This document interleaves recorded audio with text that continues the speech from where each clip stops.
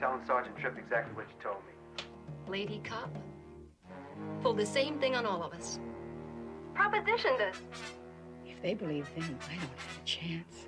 You leave me no choice. Your badge and your weapon. Just keep your hands Listen, Nina, what's going on? Give me that gun!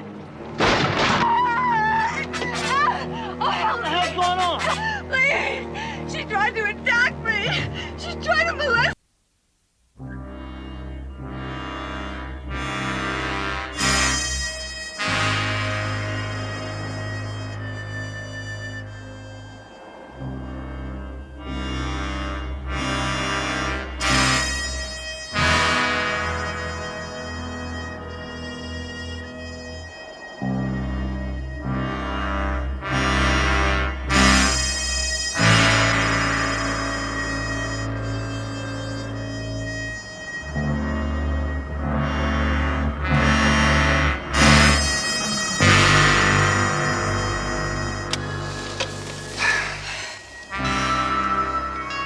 See anything?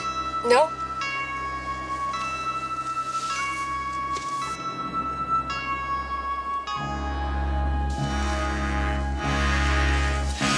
Later.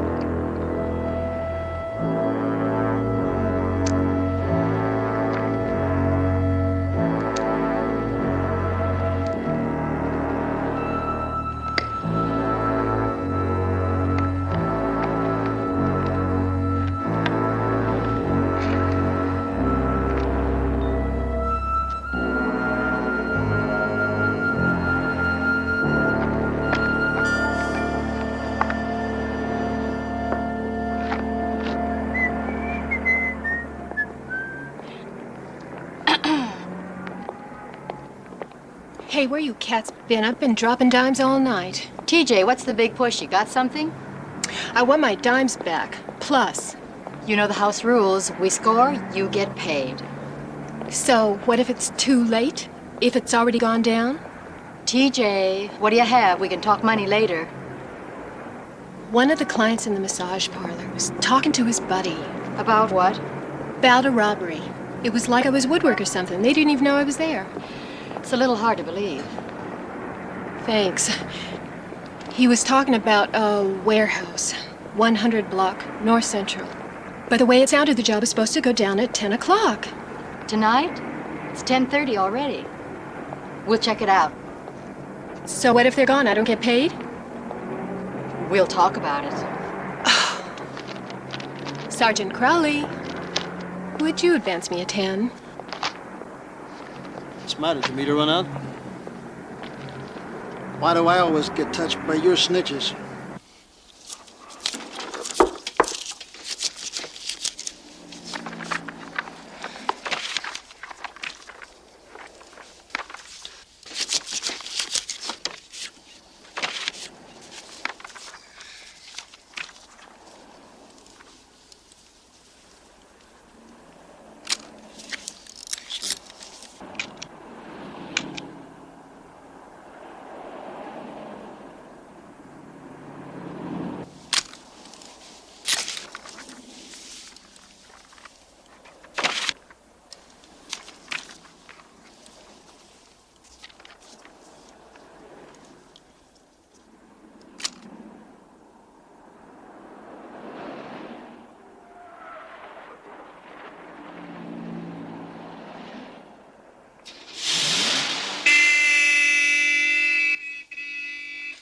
out of here. Okay, take it easy. Put the stuff back. Where it was.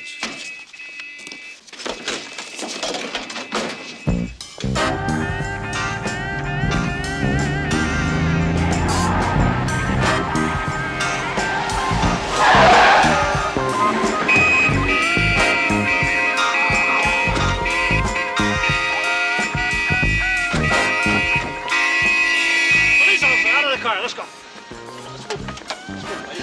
Keep your hands where I'm seeing. Let's go. Let's get out of the car. Let's go. Turn around. Keep your hands on top of your head. Put them on top of the car. What did I do? Take her purse out, will you? Hey, what? All right, where are they? What is this? Where's who?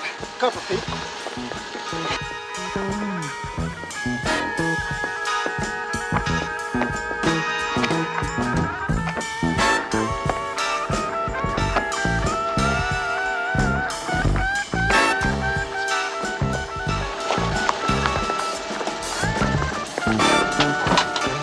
I'd like an explanation. I'd like some answers. Get in. In the car.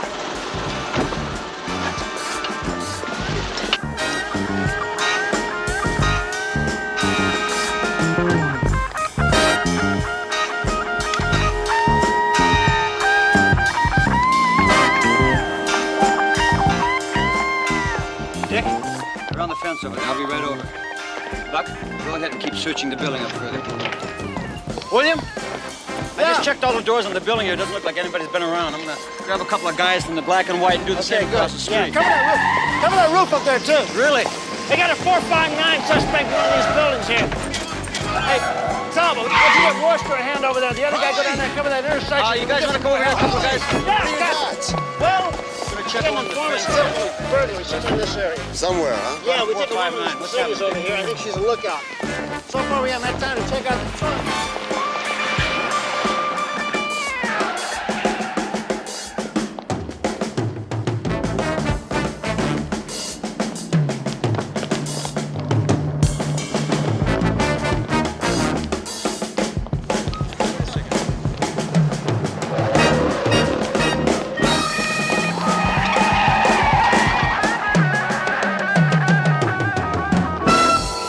Ridiculous. I have done nothing wrong. Then answer the question. What were you doing in this area? Look, I told you.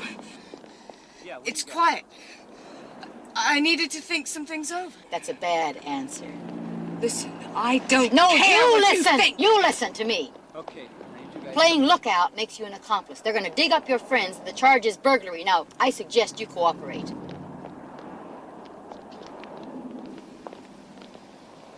Okay. I'll cooperate. What? Ah! Ah! Ah!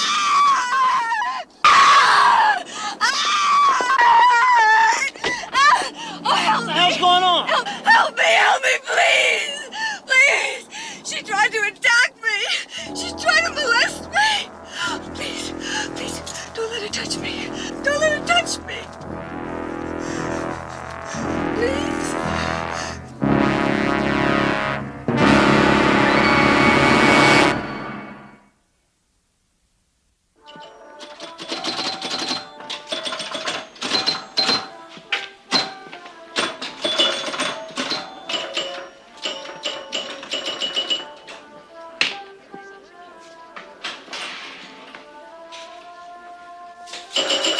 Game's off today.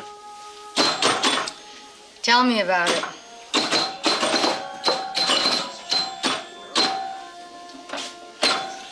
Drinking in the middle of the afternoon, huh? Ginger ale. You really know how to live it up.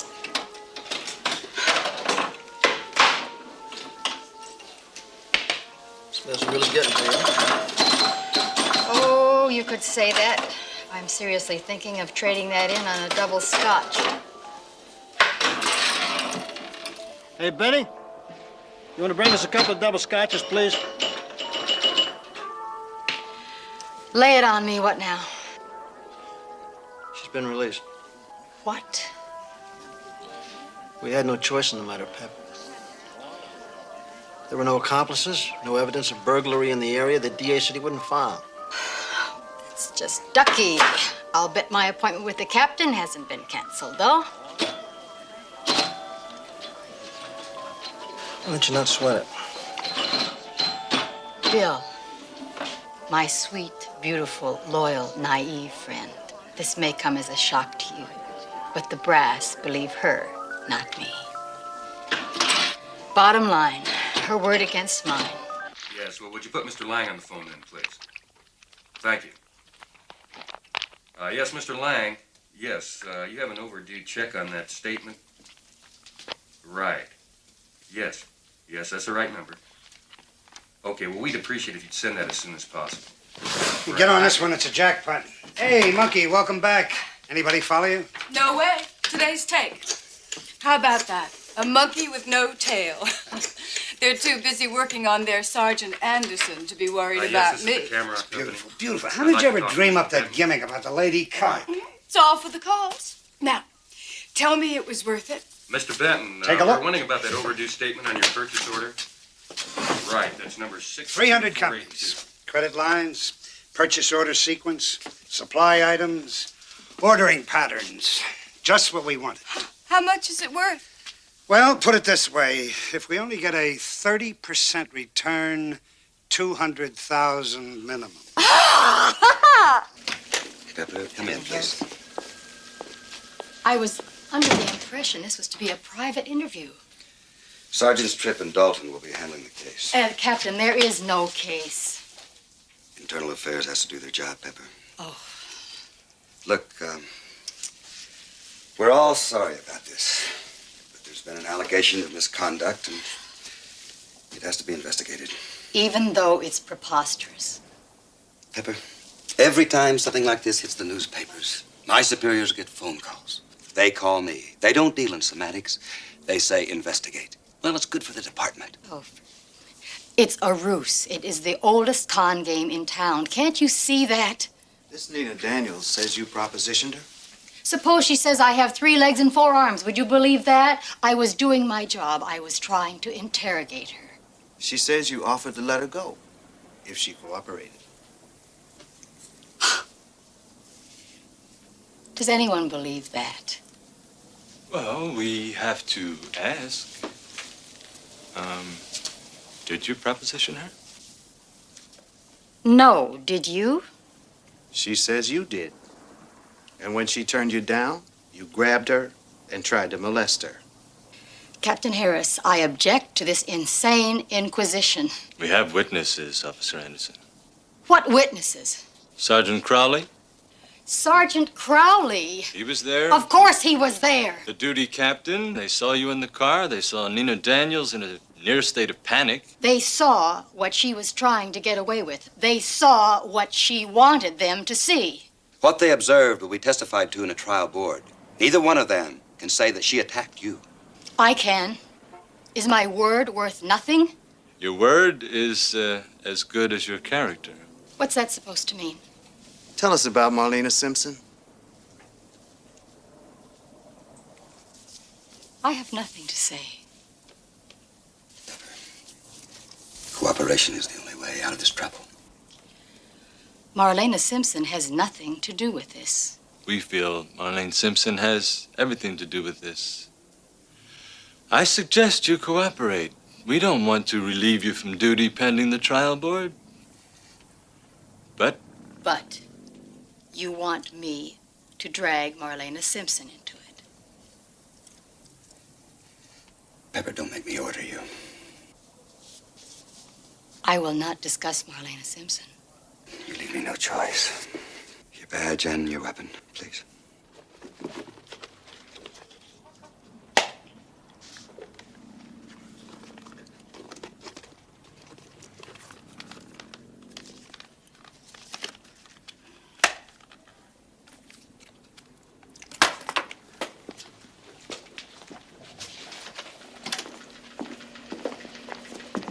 Coming. Who is it?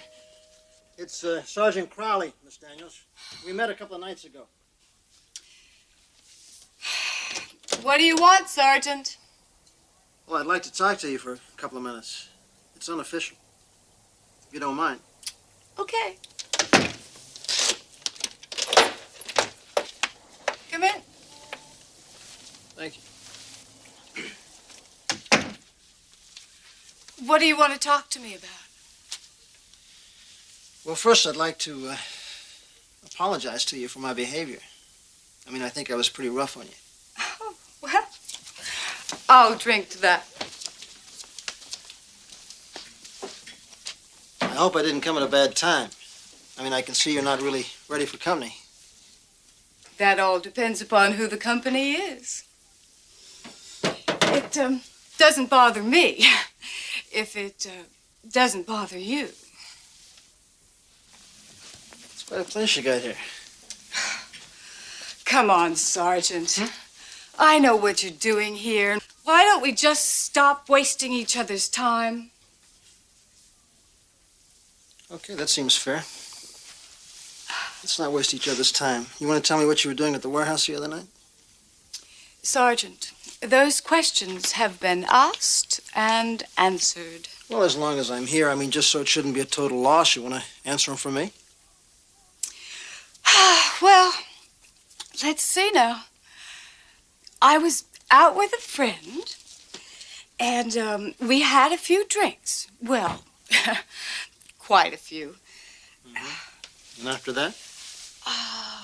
I got into my car, and I was feeling a bit woozy. Well, correction, very woozy.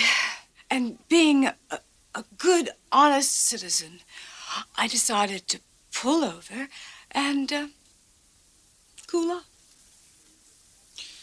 So you just happened to park next to the warehouse? I don't like your insinuations, Sergeant. In fact, I don't like you at all. And besides, aren't you just a little bit frightened of being alone in a room with me like this? What are you going to do, Miss Daniels? You going to yell rape? First Pepper, now me? Is that it? I tell you something, Miss Daniels, you better be careful. Because you're liable to blow your credibility unless you're planning to get around to the entire force. You have a lot of gall coming in here and trying to con me. Now get out! Thank you for your various offers. Who's Marlena Simpson?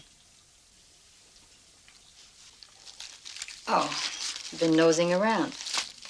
I'm a cop. It's the nature of the beast. She was a policewoman, resigned 6 years ago. They were going to charge her with homosexual activity. She gay? What does it matter what she is or what she was? Pep, it's not that I'm nosy. I'm asking questions because I'm trying to help, that's all. Her sexual preferences are no one's business but her own. Forget it.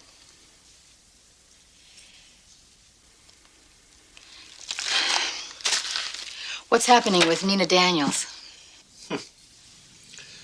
She beefed me to internal affairs. So I've been called off. Harassment. Speaking of harassment, you should see her in a towel. Nothing. Maybe I should give her some attention myself. That would be about the dumbest thing you could do. You just stay out of it.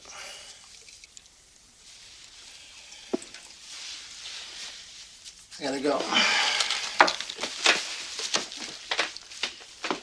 You know, we got one thing going for us. That's TJ. She hasn't given us a bum steer yet. I'm gonna recheck every building in that warehouse district. I'll talk to you later.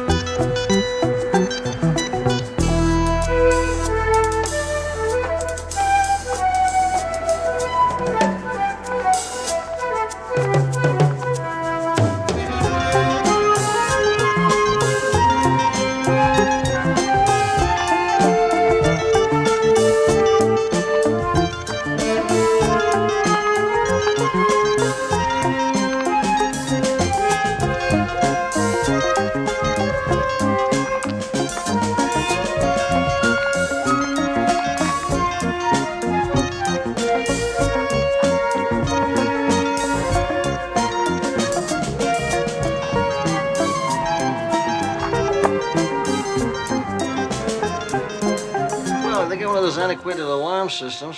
One of the wires had been cut and spliced. The manager said there wasn't anything missing. Is anything messed up? What about out of place? Well, yeah, there were a lot of invoices that were misfiled. I tell you, this manager's one of those meticulous guys. He jumped all over the file clerk, and she swore she hadn't touched them. What's that sound like to you, Joe? Well, probably a double billing con. That's right. Hi, guys. Hey, Pep. Hey, Pep, how you doing? Hi. Where's Crowley? I got that rush right down here. He's upstairs with Captain Harris and that internal affairs guy. You're old Mr. Lovable. Mind if a civilian watches you work? Grab a shovel. I can't. I'm suspended. Hey, not with us, you not. Joe and Pete. Oh, What is all this stuff? we found a warehouse. Entry? Yep, but nothing's missing. I've handled cases like this where they take the invoice and bill the customers using their own purchase order numbers. Yep, that old double billing scheme. We're working on that, too. Speaking of Crowley, It's been a new development. You better come with me. Captain finds out I called you, they're gonna rack my butt.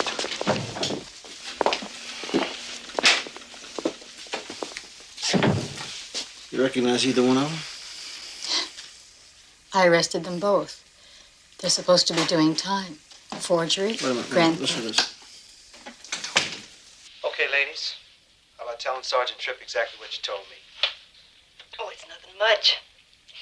We, been reading the papers, and we got to talking. We find out that, lady cop pulled the same thing on all of us. Propositioned us, you know. Well, we didn't go for it. Do you know what that got us? Slam time, that's what it got us.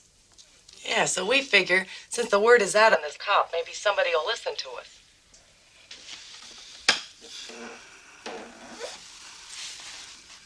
They're lying, Bill. Yeah.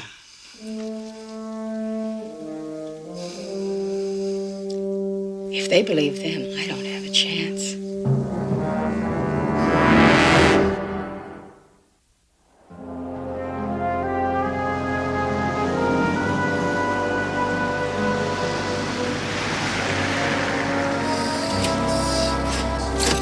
Thanks for dropping me off, Bill.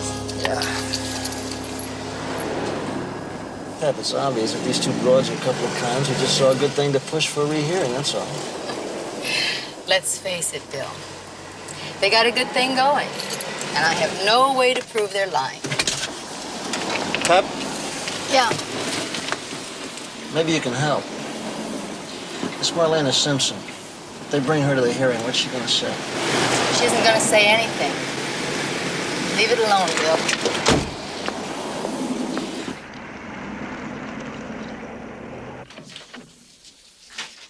Sergeant Crowley? You're Miss Simpson? My secretary tells me you're not from Internal Affairs. No, that's right, I'm not. But you are a cop. That's right. What made you think I was from Internal Affairs? Oh, I was warned they might come. May I ask by whom? A friend of mine. What friend? Oh, I don't think that's any of your business. Pepper Anderson?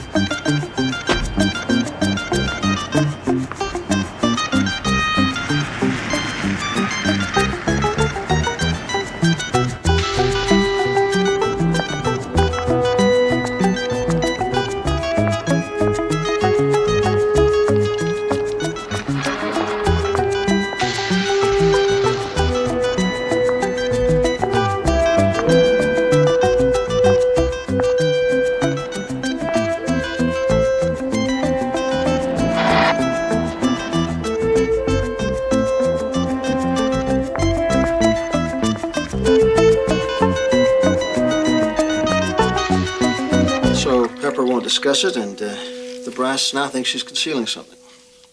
And what do you think, Sergeant? Well, it doesn't really matter what I think. Frankly, I couldn't care less. Like I told you, Miss Simpson, I'm only interested in getting Pepper off the hook.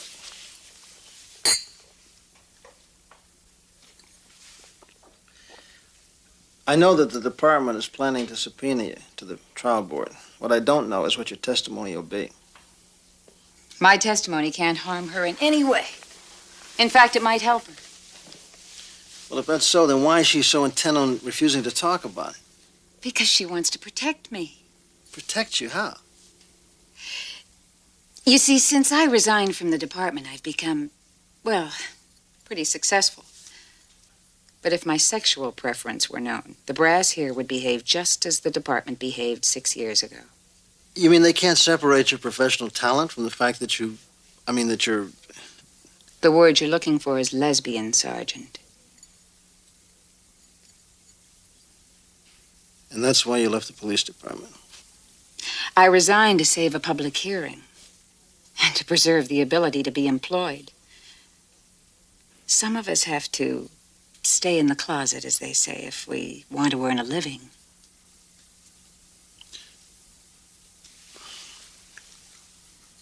Aren't you going to ask me, Sergeant? Ask you what? About Pepper. Okay. What about Pepper? Well, we did room together at the academy. Did she know about you? We talked about it. Pepper suggested it would be more comfortable for both of us if I moved out. I did. Later, the department found I was living with another woman. I put personal reasons on my resignation and walked out into a new life, which is now in danger of being destroyed. And that's why Pepper won't say anything. Yes.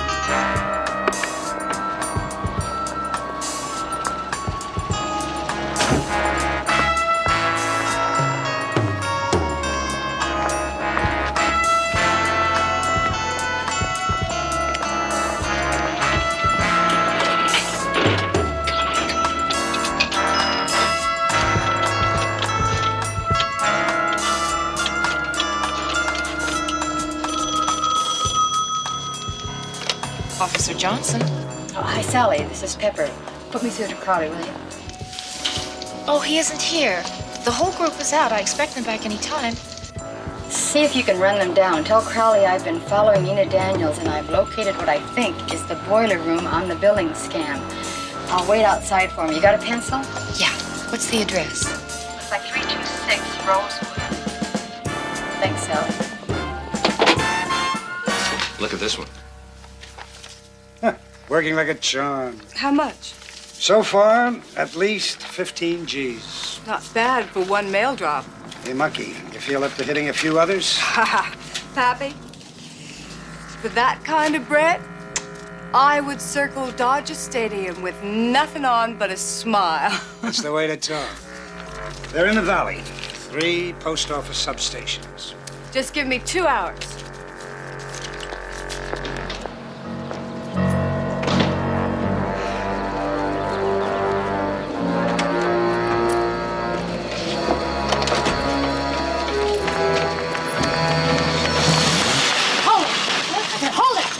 Turn off that motor. Take your hand off the gear shift. Get out. Unlock that door.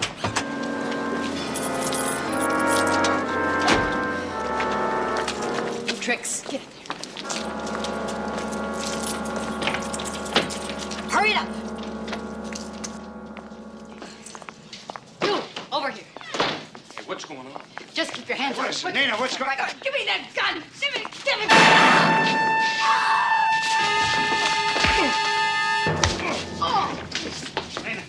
Nina! Nina!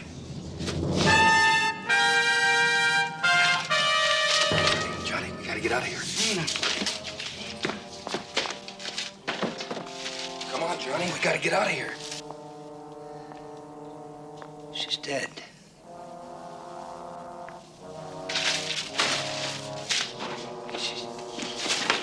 She's dead.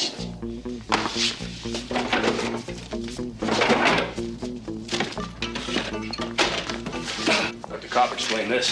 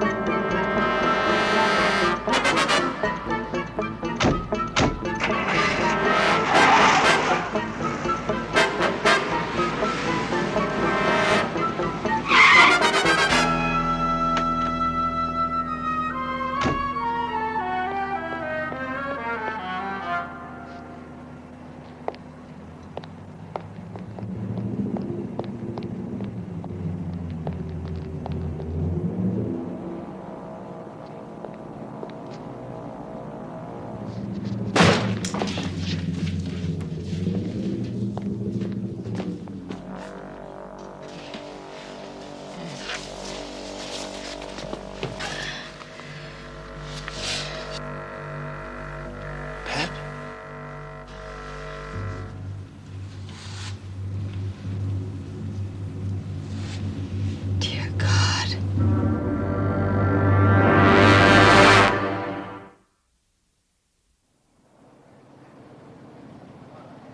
Captain, Pepper's got no business in that cell. The preliminary All you gotta investigation do, says- Captain, all you gotta do is look at the evidence. The phones support evidence of a billing scam. Pepper says she tailed Nina from a post office box. Now, that checks out. And Pepper had no business tailing her. Her career was on the line. What'd you expect her to do? Just lay down and take it? I'd expect her to use better sense. She had motive to kill that Daniels woman. And besides, it looks bad for the department.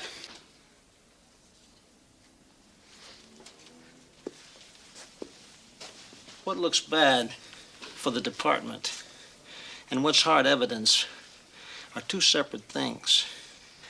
I tell you something, Captain. I want her released right now, or you can have my badge too. Crowley! Captain, just do me the favor. Ask the deputy DA if they've got a fileable case. Go ahead. Do you have a fileable case or not? Vern? No. Crowley makes a lot of sense. At the moment, there's too much that aligns with Pepper's story. Thank God for somebody that deals in the facts. All right, Crowley, she's released. But this doesn't change anything about the review board. You understand me? It goes tomorrow morning as scheduled. You know, Captain, in a way, I'm happy about one thing. I'm glad she's a civilian right now. At least she's got more rights than a cop.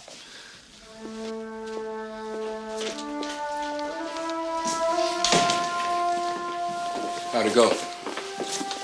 She sprung. Good. But the board goes in the morning. We haven't turned anything sticking in that old post office box. Is there any mail in it? Yep, it's loaded. Well, you better keep a stake on it. Get a rundown on the other companies. Any billings from the invoices. Find out any new mailing addresses. Got it. On my way. Hey, Pete. Yeah. You got a decent suit? The most decent suit I got's the one I was born with. Put a tie with it. I got a special job for you.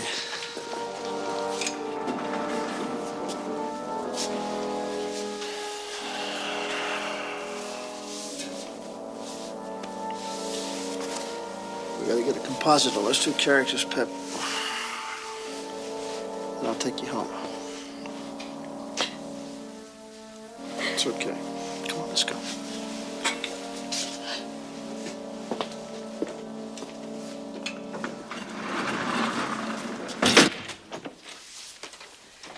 Hello, Pepper. What did you do, Bill? I think you ought to talk to each other. Maybe you'll come up with some answers. Now, Marlene and I are both on your side, Pep. We want to help you. So just talk to each other. If you need me, I'll be at the office. You shouldn't have come here, Marlena. We're still friends, aren't we? I'll be at the hearing, and I'll say what's necessary. This is a public hearing. The press will be there. They can destroy you. Oh, maybe not. I can stop you. I've made up my mind, Pepper. So have I. I'll stop you.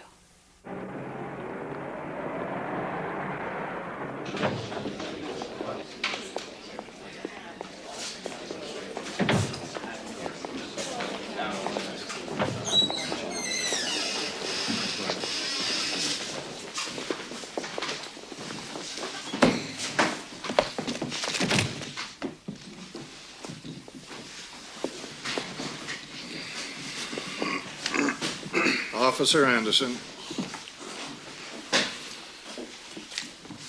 as chairman of this Board of Rights, I'm responsible for advising you formally of the charges. Officer Anderson is ready, Mr. Chairman. Count one. On the 10th of this month, you did knowingly and willingly, under the color of authority, make sexual advances toward a prisoner in your custody. Count two. On the same date, you willfully molested a prisoner, Nina Daniels. I don't know. Must be from out of town. Don't look like nobody I know. Now watch it stop. What time you got? 10:10. Trial board's already started. Sergeant Dalton, did you interview the complainant, Nina Daniels? I did. And what was the substance of the conversation? Mr. Chairman, I object. Whatever Sergeant Dalton can testify to is hearsay. Well, the woman is dead. She can't testify. Counsel, this is an administrative hearing, not a criminal trial. Hearsay evidence is admissible. Proceed.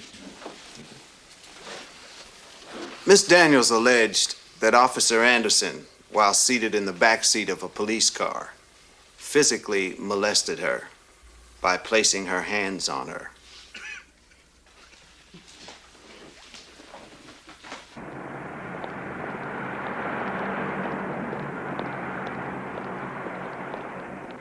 Hey, score one, man.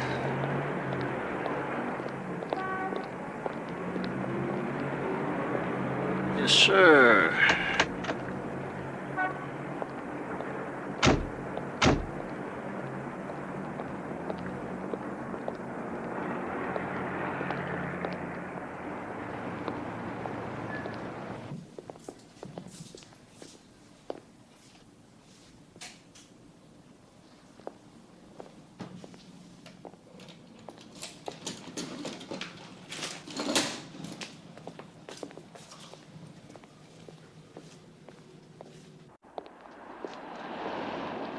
Hold it. Police, we'd like to talk to you, man.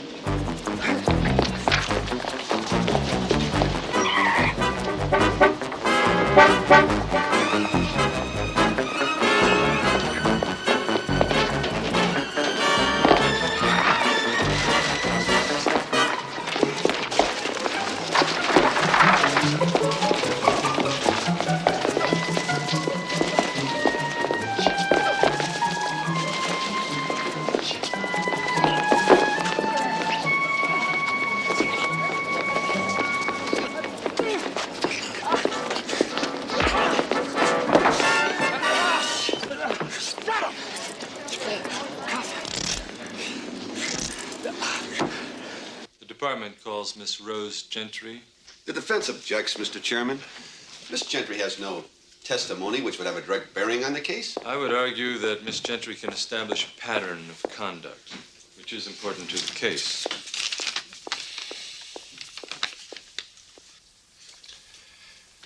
We'll hear her testimony. Then I ask that Miss Gentry's companion be removed from the room if the department plans to put her on the stand. No objection. Should be removed. Officer, Miss Gentry, will you please take the witness chair?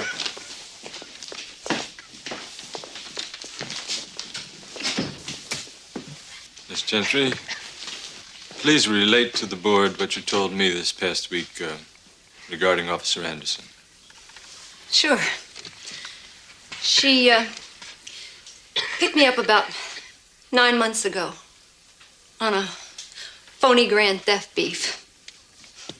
And when she got me alone, In the tank, she started getting fresh.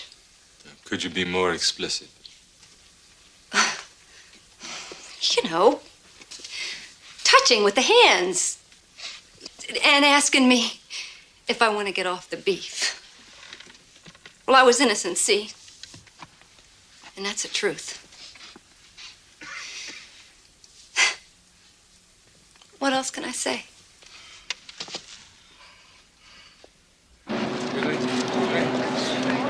I told you I didn't have anything to do with any murder. I wasn't even near it. I think we got them all, I'm a Bill. gopher. Jacob's a gopher. Jacob's a gopher, huh? Well, we're not too interested in gophers, are we, Joe? Not unless we can't find the #1 man. What about it, Jacobs? You know where the #1 man's located? Huh? Let me tell you something. You cooperate with us, we'll go over something a lot less heavy than murder. You really mean that? He means it. An office. 220 Kelmore. Kelmore? Kelmore Street. Put a name to that. Silvano. What's his first name? John Silvano. Just one other question, Jacobs. Can you testify how Nina Daniels got herself killed?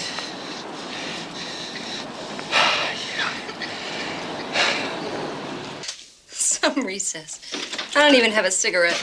Hello, ladies. What's this all about? Who are you? My name is H.A. Barstow from the DA's office. My boss is extremely concerned about any injustice to you ladies. Let me tell you, you have the personal assurance of the district attorney himself that immediate action will be taken to vacate your convictions if Officer Anderson is found guilty. Oh, she's guilty, all right. We told him in there. Guilty, is she ever? I'm sure she is, too. And you know, just between us, I've always looked to nail a bad cop. Well, you sure have our cooperation, Mr. D.A. Assistant, for now, anyway. Now, if there's anything that you want, you know, any questions or anything, just give me a call. Oh, we will. We will. Good day, ladies.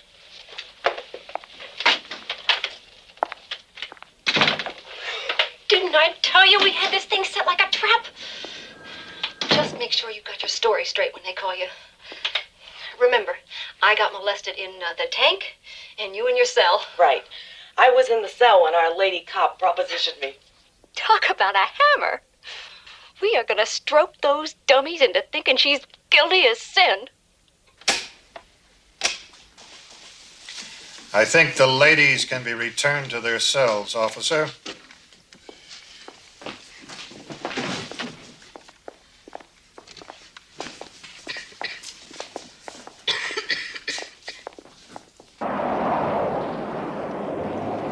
The department is grateful to Investigator Royster for revealing this conspiracy. However, the evidence doesn't totally absolve Officer Anderson of the original charges. What are you leading to, Sergeant? There is one more witness who should be called in order to fairly evaluate the total nature of the allegations. The department calls Marlena Simpson. I object. Marlena Simpson has no direct testimony. You're out of order, Officer Anderson. I am here because I am suspected of being a lesbian, not of misconduct, which is the real issue. We will evaluate the evidence.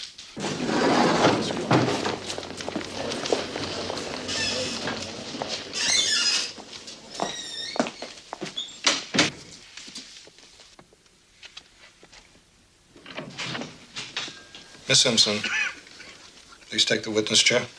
No. There's no need to proceed further.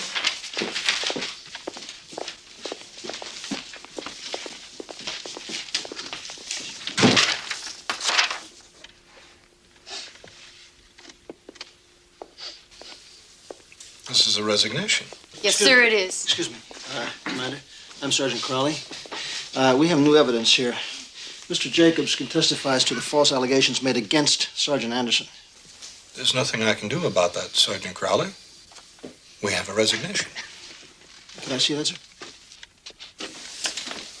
Thank you. Sir, I honestly don't think that this is up to the standards of the department as far as neatness is concerned, and it's pretty sloppy. Could we? Once she rewrites it, could we hear Mr. Jacobs' testimony? Most definitely, Sergeant Crowley. Mr. Jacobs, may take the witness chair. Thank you.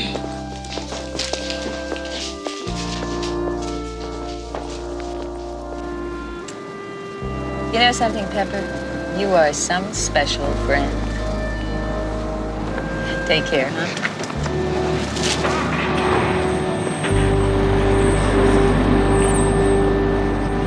So long. Hey, Pep. Hi, Bill. Well, looks like you're back on the force, kid. Yeah, maybe with a raise. What do you mean a raise? I did all the work. No, you should have seen me. I almost killed myself chasing Jacobs down Magnolia Boulevard. I'm so sorry I can hardly... Hardly reach your wallet? Oh, that's funny. Okay, wise guy. Maybe I can swing a little increase. After all, you and your snitch are into me for $10. Cheap at twice the price. Maybe I can work something out. With TJ? Yeah. Oh, I'm sure you can. I'm talking about a massage. She is a masseuse, right? The shape you're in, with TJ, a good massage could kill you. Get in the car, Sergeant.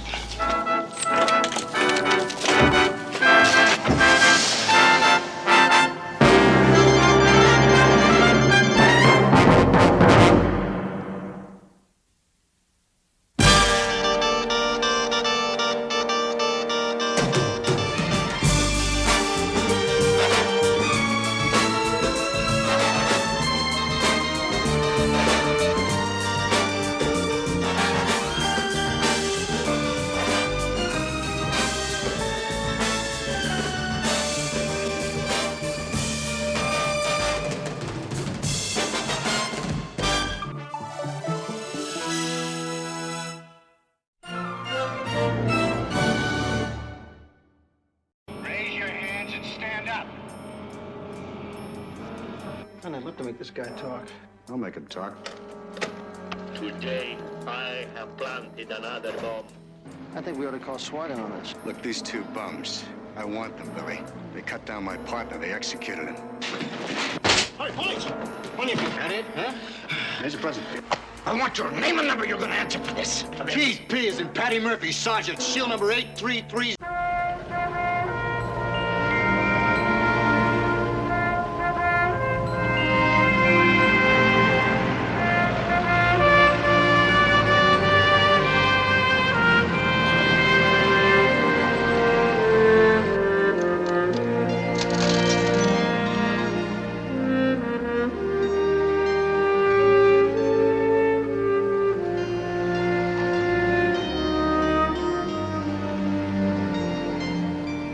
My brother was right, know that, Murph? I should have stayed in law school. Sure. Then you could have defended the cockroaches instead of bunking with them. Always the cynic. No, Tony. Just a realist. Verissimo. If that means something dirty in Italian, you better... Means realism. Or close enough. That's what's kept you on the street all these years. When you should have made lieutenant years ago. Partner, it's us New York street cops that keep the roaches from consuming that sweet and gentle 8 million people out there. As the saying goes, partner, you served your time in hell. Why not relax a little? Take one of those cushy desk jobs. Why not, huh? That's easy. I've got 6 months left before I'm eligible for pension. And I'm doing them. Just doing them. Rotten heat. I bet I've sweat off 6 or 7 pounds. How about a cola? How about shutting up for a few minutes? You're beginning to sound like my brother-in-law. Hey, partner, if they close in, will you...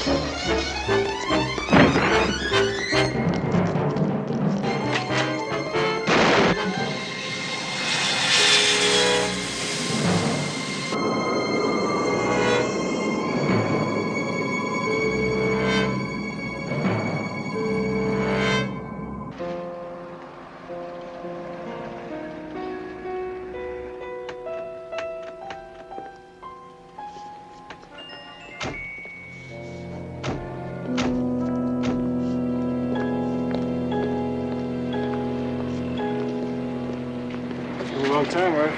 It's good to see you, Billy. Helen Sensenbelt wants to know when you're coming back again. Are you kidding? I wouldn't trade our sunshine and smog for your heat and humidity any day. Say hello to my partners. Pepper Anderson, Hey, Joe Joe. Stiles, Pete Royster. Hey, how you doing? Keith Murphy. John Trumbull. How do you do? John. Oh, it's just two of you guys, huh? Well, there's only two of them. You know, if I had a partner like that, I wouldn't leave California either. Oh, been hanging around the Blarney Stone, huh? The Blarney Stone, is it? Billy should know better than that. The Irish are famous for two things. Their appreciation for fine whiskey, and beautiful women. Well, how sweet. Joseph, when are you going to start doing that? Should have thought you'd at least come by the office. Are you kidding? He had to come right here. They're both in room 411. Tedesco, and what's the other one's name? Blab. There's only one exit, a hallway door. Leads out onto the fire escape there. You know what, friend? What? I think we ought to call SWAT in on this. Look, these two bums, I want them, Billy. They cut down my partner. They executed him. Now, if something goes wrong, we're calling the Marines, okay? Okay. How do you want us to deploy?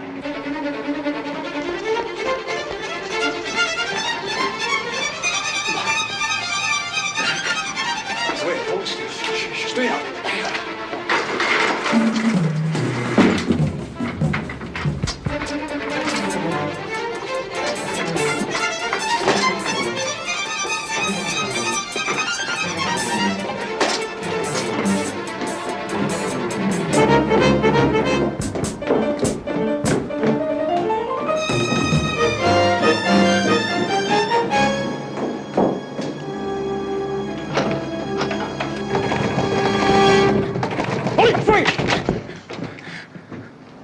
Come on, you bum, you put it down.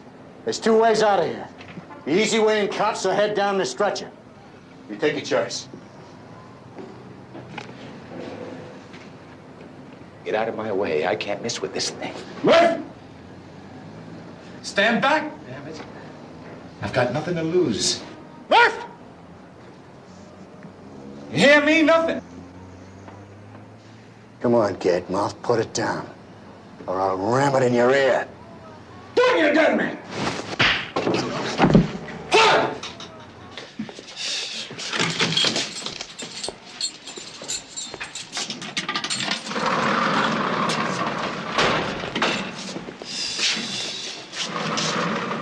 Hey, when am I gonna get to see the doctor? These stitches gotta come out, huh? Who did they anyway?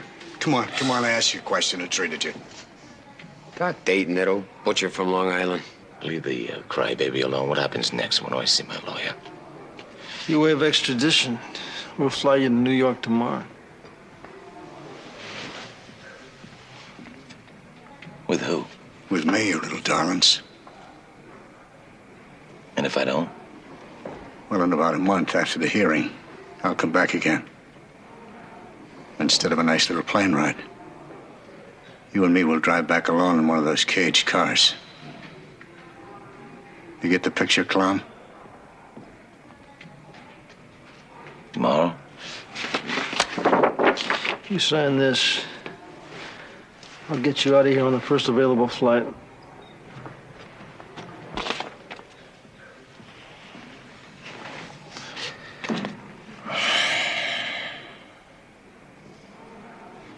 Well, a jail's a jail, whether it's here or in New York.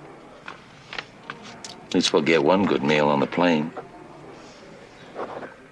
Traveling first class only. Oh, absolutely. 747. You sign this. They set a table for you up in the lounge. That's terrific. Now when I get to see that doctor. I'll have you checked.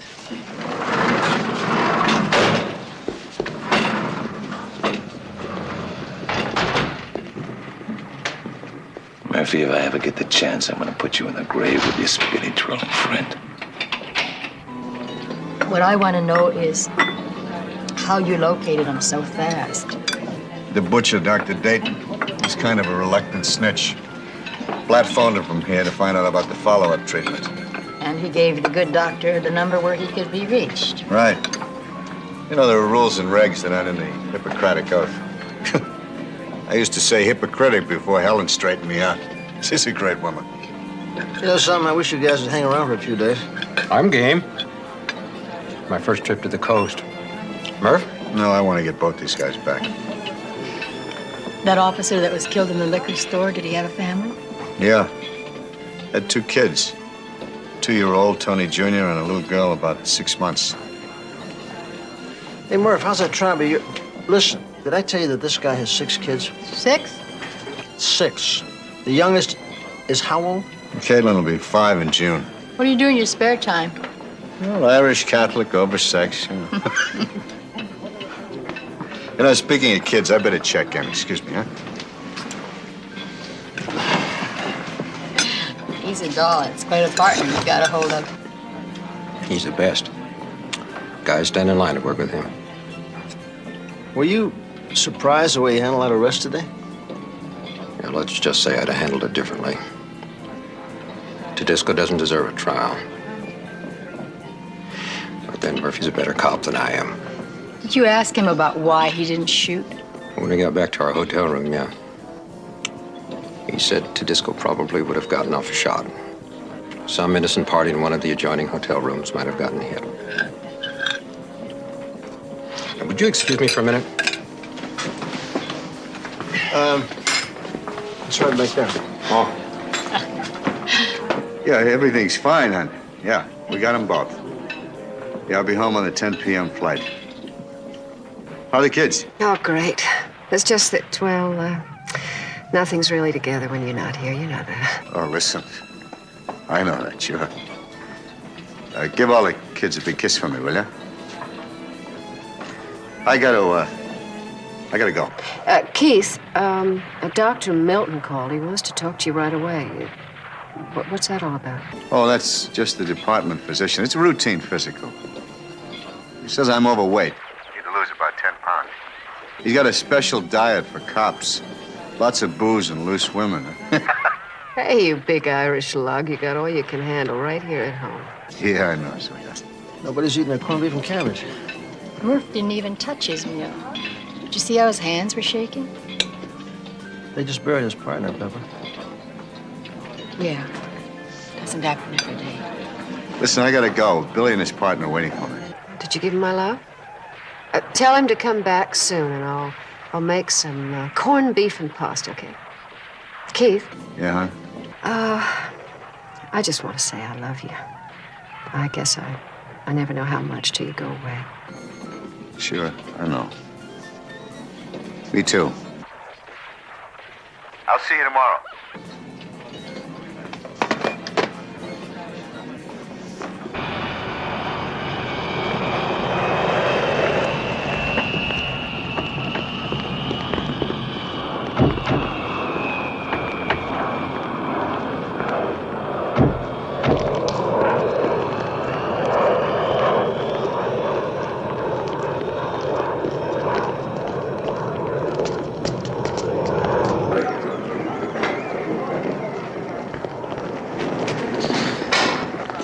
Listen, we still got a few minutes. Somebody want a cup of coffee? None for me. Maybe Pepper. No, I'm all coffeeed out. What time did your plane get in? Just after me. Hey, what about some coffee for us?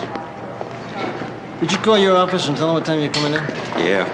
We'll have plenty of help getting these 2 booked. What do you say we get these guys in a little more private area, get them recuffed? Right on the corner here. Your attention, please. Flight 69. Flight 69 Now, Pepper, for Miami. you promised to come back with Billy and visit us sometime, huh? Promises, promises. You're gonna love Helen. The kids are gonna take some getting used to. You can say that again. Never mind that. Get Billy to spring for some airline tickets. You come back, the two of you, and bunk with us, and we'll take the Big Apple apart. Yeah, anytime you say, Crowley. It's too much excitement for you. Don't you listen to him.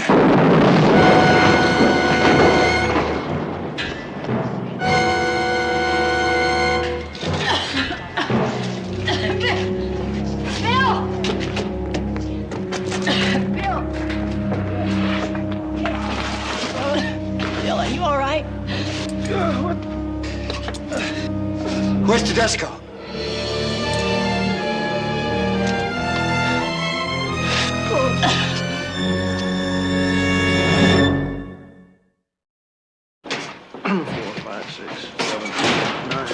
Yeah, that's good. Now, what about this entrance back here?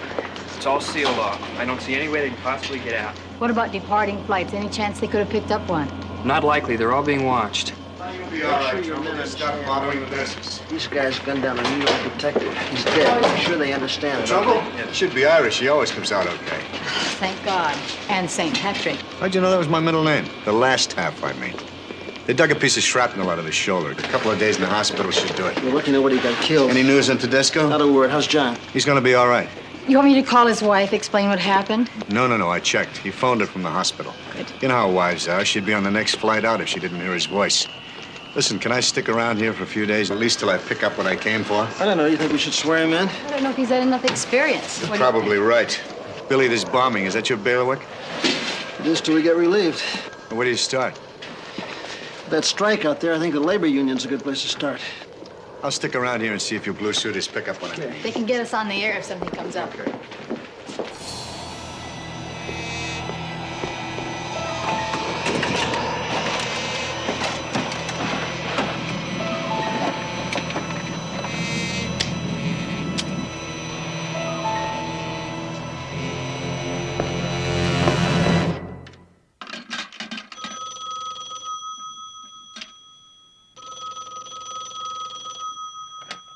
Hello? Miss Murphy, this is Dr. Milton again. Oh, hi, Dr. Milton. I was wondering if, have you heard from Keith? Yes, he called last night. He said he'd be home sometime tonight. Well, I'd like to talk to him as soon as possible. You'll be sure to tell him that. Of course. Is anything wrong? I mean, with the physical? Oh, he's fine, Mrs. Murphy. I simply have some questions regarding his past health. Sorry to have troubled you. No trouble at all. I'll put him on that new diet just as soon as he walks in the door. That's the kind of talk I like to hear. Goodbye, Miss Murphy. Bye-bye.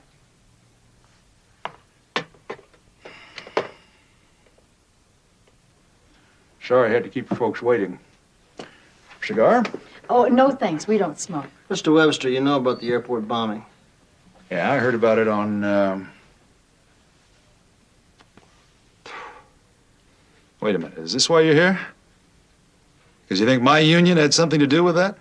We're not sure about that, but we do think this is a good place to start. Mr. Webster, we talked to a few of your pickets. It seems this has been a pretty bitter strike. I'll name you one that isn't until it's over. Look, Sergeant Crowley, is it? Sergeant Anderson? Mm-hmm. We don't settle labor disputes that way. We bargain, folks. We bargain for what we get. This is bothering you, isn't it? Oh, no, not that much. Oh, I'm sorry, I'll put it out. Lousy habit. Stopped once. 3 whole weeks. Shame you started up again. What about disgruntled employees? I mean, anybody that might want to make the union look bad? Yeah, there is one guy that comes to mind. Hothead named Ricardo, mechanic. Airline fired him for using dope, and he blew up. He was sore as hell at the union, at me for not fighting to save his job, but our position's very clear on that. He shouldn't be working on those jet planes while he's loaded up on dope. Look, folks, there's always one bad apple in the barrel. Could we have his background, name, address, etc.?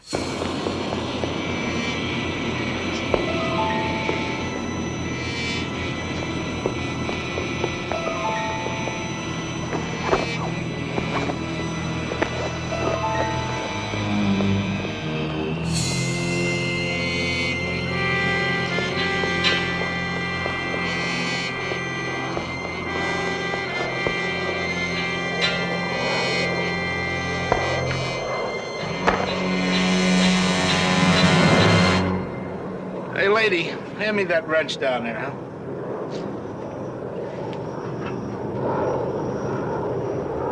You're welcome. So what happened to Ricardo? So he kept showing up for work half-loaded. I had to get rid of him. Did he tell you about his other jobs? Sure, I know about his beef with the airlines. I had to call him for references. They warned me, but I needed a good mechanic right away. After he was fired, thank you. Did he scream raw deal? From the rooftops. He felt the union let him down. They didn't back him up in his fight to keep his job. Look, if he comes back, we'd appreciate a call. He won't. He had a fight. I had to throw him out. If you ask me, he's a psycho. Thanks a lot. Hey, lady, that oil line down there. It's nice, isn't it? Yeah, so I'm gonna be hung up here for a few days, sweetheart. Yeah, John will be released from the hospital in a couple of days. Tell him not to worry about Penny. She's going to stay here with us. Oh, that's fine. You're a good woman, Mrs. Murphy. Consider it. Helen, do you hear me? Yeah, Keith, Dr. Milton called again. I don't understand. I mean, why does he keep phoning? Excuse me. Sergeant Murphy, we may have one of your crooks located. Air freight employee saw someone sneak into one of the crates. Yeah, I gotta go, Helen. I love you, yeah? I love you, too.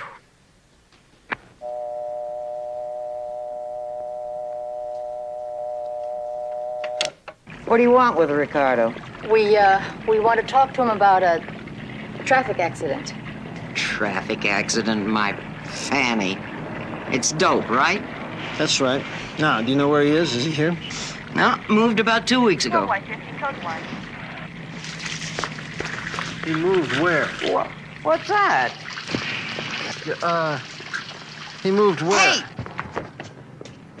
12Y50, go ahead. 12Y50, meet 12Y52, standing by with Sergeant Murphy at the air freight depot. Code 2. Roger.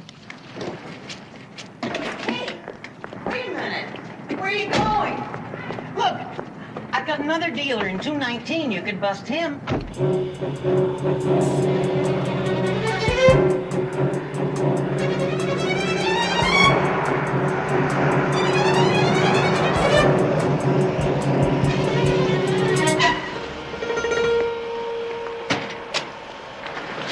Hey, what's going on? Yeah, over there in the crate. Some employees said they saw this guy slip inside. The description fits Blatt, and also he's carrying a gun. What's the destination? Mexico. It's strictly freight, and they said it'd leave in about 30 minutes. I'm gonna get that forklift. Let's get him loaded.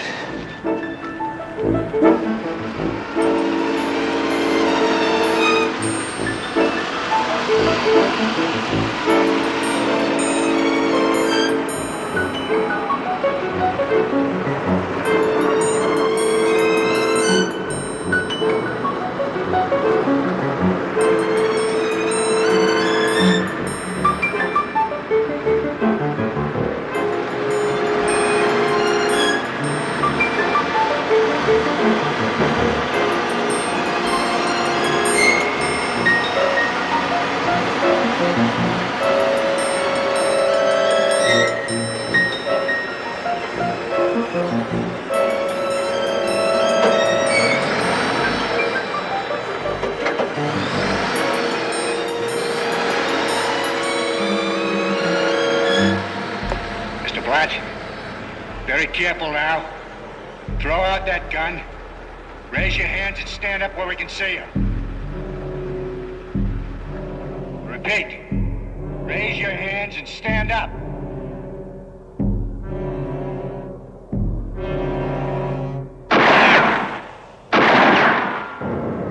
Mr. Blatt, throw out the gun or I'll blow you all the way back to New York. Murph, what the hell are you doing? I know this, scum. Watch.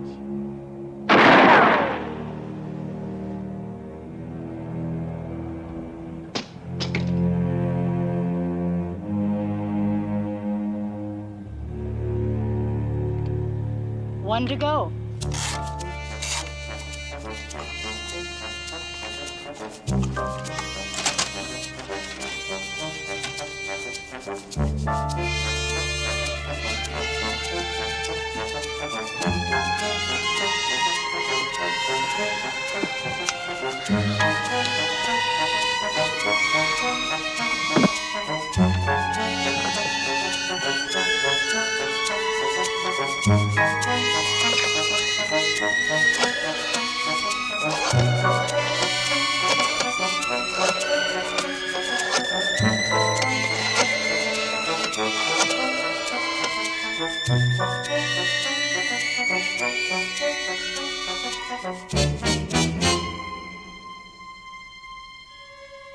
Listen carefully. I'm the man who bombed the airport. They must pay for what they do to poor people. I have planted another bomb at the airport.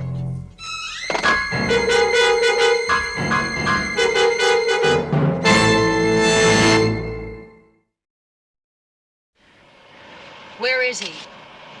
I told you, I don't know. Did Disco tell you how he'd get out? Get out of what? Watch your mouth, clown. Look, he still had one handcuffed. He said he was gonna take it off, and then, And then what? Talk. Murph, so good. Murph? All right, Blatt, what'd he say? He was gonna get a gun. Where? Did he say where or how he was going to get one? But I can tell you this much. He said nobody was gonna take him back east to lock him up forever. And he meant it. Hey, Pete! Yeah?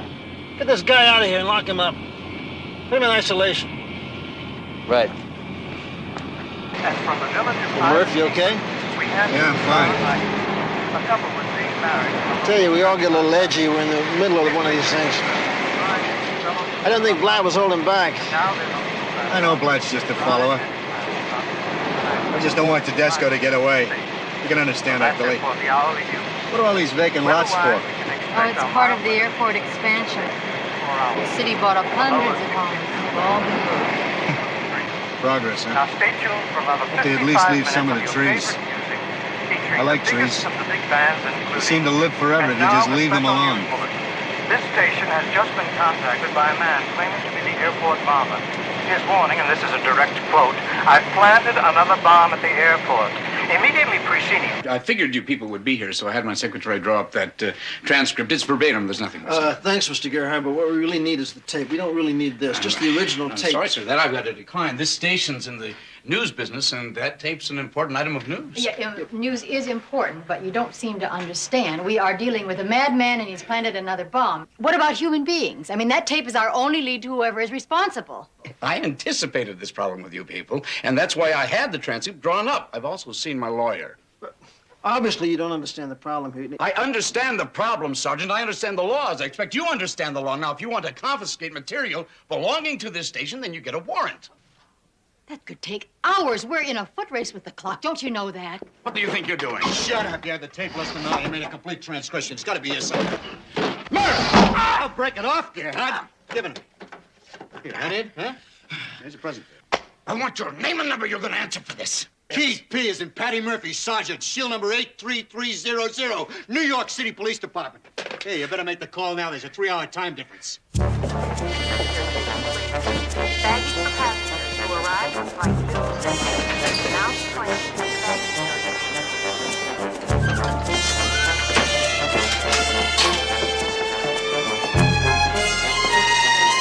Gerhardt's gonna beat you know that. You know what, Pepper? I don't care what he does. Yo, listen, if you want to be a hotshot, Murph, do it on your own turf. It's a little different out here. We got to explain things. Is that the truth he's telling? The whole truth. I'll clue you, Billy.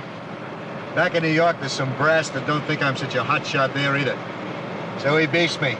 So they'll probably tear up my library card. Big deal. I barely read the newspapers as it is. Come on, we needed the tape. We got it.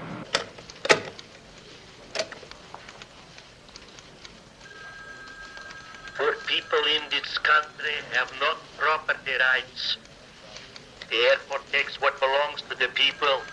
It pays nothing.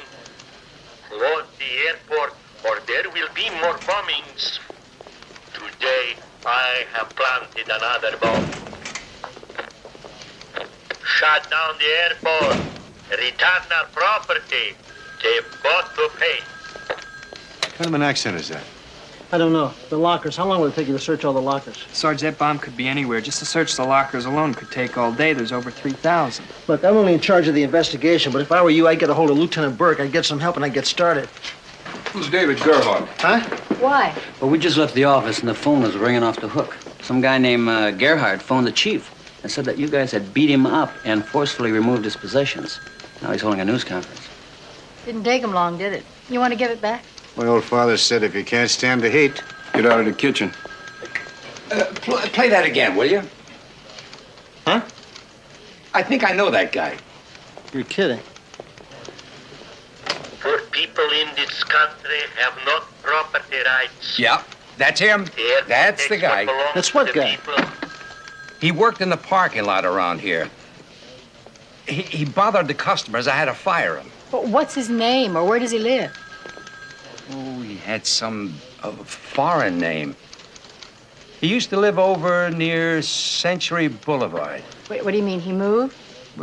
The airport took his house. The new runway. How old would you say he was? Can you describe him? Yeah, he's about 40, I'd say. Salt and pepper hair. Sergeant Anderson. About 5'10".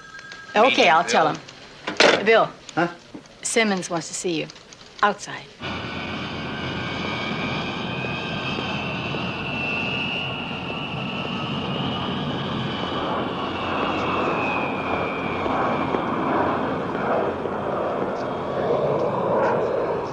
Get in. What's the matter? Security's so tight you can't get in? What's up? Just had a meeting with Burke. He's got the dog sniffing all the lockers. That's good. Why are we talking about out here? Bill, you're working one of the most sensitive cases in the department's history. The whole country's watching us. Yeah, and? And the department can't afford any mistakes. Mistakes that may jeopardize future prosecutions. We're talking about Murphy and the tapes, right? Right. I mean, Gerhard must have made his phone call. Chief called me personally. Now, he's not worried about any heat that Gerhard might generate, but let's be realistic.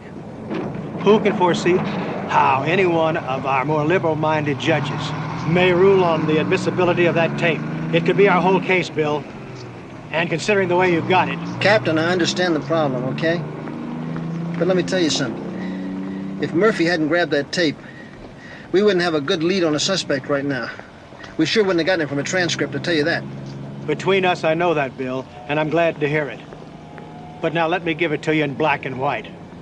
Under no circumstances, I repeat, no circumstances is Sergeant Murphy to participate in any way in this investigation. Now, that is an order, Bill, and comes right from the chief.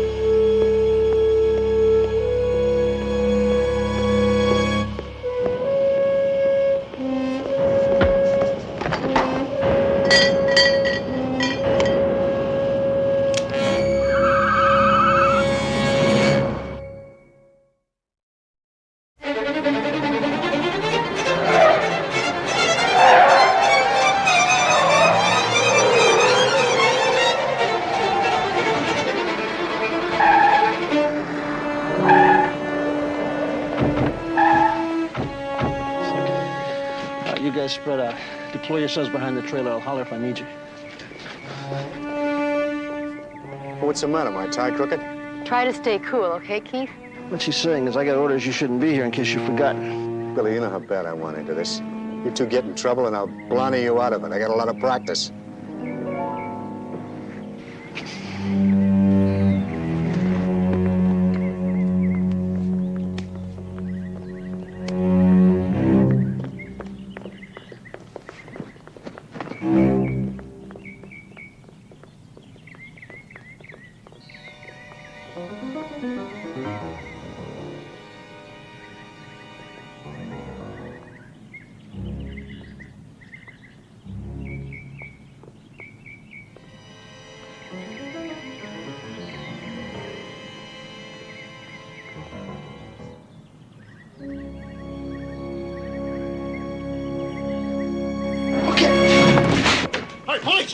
On your feet. Get on your feet.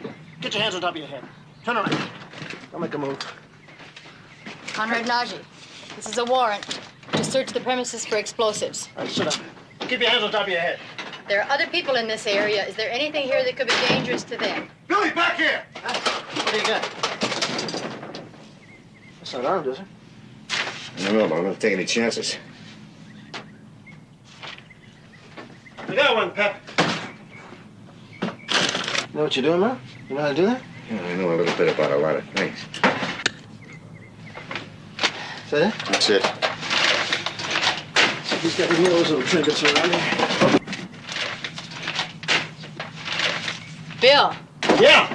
look at this. Here's a receipt for 3 alarm clocks bought last week.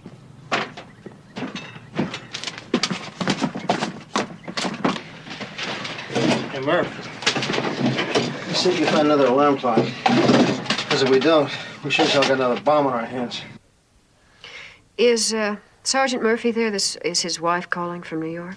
I'm sorry, ma'am. He's out with Sergeants Crowley and Anderson right now. Just a minute, Miss Murphy. They just came in. Sergeant Murphy, it's your wife.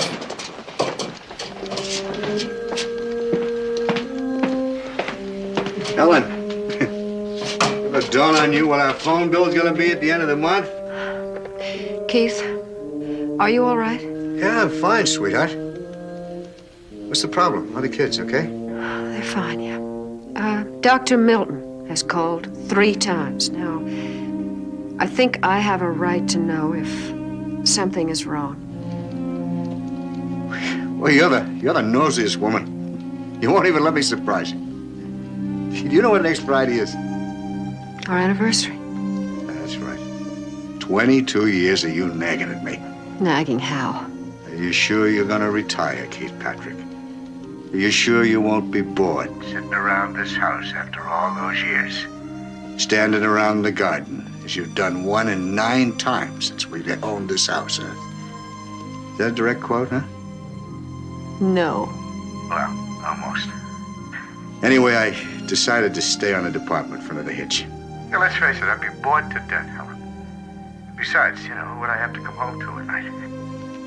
There's a few pleasures in life I get. That's one of the biggest. You standing at the door waiting for me. So, you're surprised? Yeah. What about the doctor? Oh, he probably just wants to tell me I'm fine and ask me a couple of questions. You know how those guys are. Why didn't you tell me sooner, you big lug? I've been worried. Then it wouldn't have been a surprise to you. Oh, Sean wants to talk to you. Just a minute. Daddy's busy, so be quick. Hey, Dad, when you coming home? Soon, son. Listen, Sean. You take care of Mommy and your sisters, huh? And I'll be back soon, okay? I will, Daddy. And hurry on back, because we all miss you. Bye-bye. Go to bed. Night. Did you hear that, Keith? We all miss you. I gotta go, sweetheart. You look out for yourself now in the bunch, huh? I'll see you soon. You take care of yourself, huh? Hey, haven't I always? Helen, I want you to know, I love you. Very much. More than life. I love you.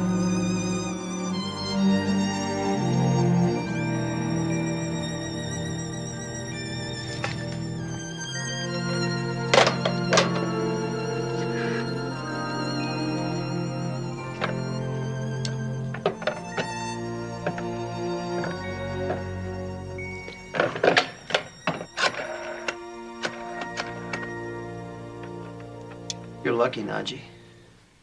You're really lucky. You understand what I'm saying to you? So far, nobody's been killed. But unless we come up with that bomb, you could be responsible for a lot of innocent people dying.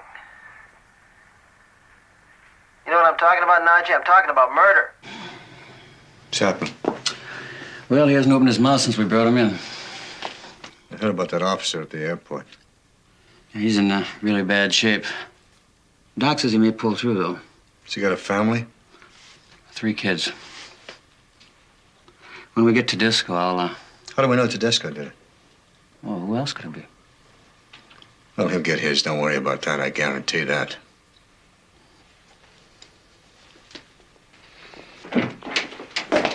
Nothing? Nothing, not a word. Not one word. And we're running out of time. What about the disco? Scotty Blake doesn't think he got through. He's still at the airport. Sorry about that guard, Billy. Murph, this whole mess is starting to get to me. Man, I'd love to make this guy talk. I'll make him talk. Let me at him. I'll break every bone in his body. Keith, with a man like this, nothing physical is going to work. She's right. Oh, what is? Hey, Bill. Just got a call from the airport. They spotted Tedesco. What about Najee? Stick with him, Pep. See what you can get out of him. Mr. Najee. Nudge. What you're doing, Mr. Nodge.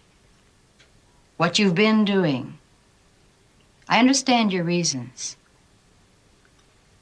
You're angry, very angry, and hurt. And you feel you have a cause and you want the world to know about it. You know, many of us do. Without something to believe in, without a cause, most of the people in the world would just be existing. Causes are very necessary. But there are other ways to let the world know about our cause by, not by bloodshed and violence, but by shouting out, "Hey, listen to me. Listen to me. I have something to say. Pay attention to me." We all feel that way. We can get newspapers. We can get reporters to come here, as many as you want. And you can speak, you can tell them everything, and they'll listen. You can say what you have to say. They will listen, and they'll put it on the front pages, and they'll put it on television. But not until you tell us where you've planted that bomb. Innocent people will die. And you'll have lost your voice forever.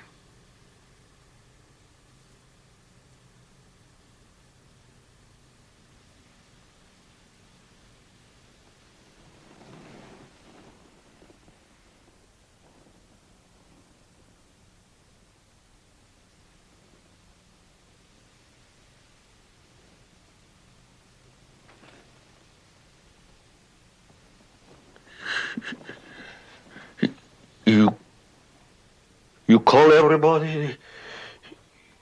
Radio, TV, everybody? Everybody.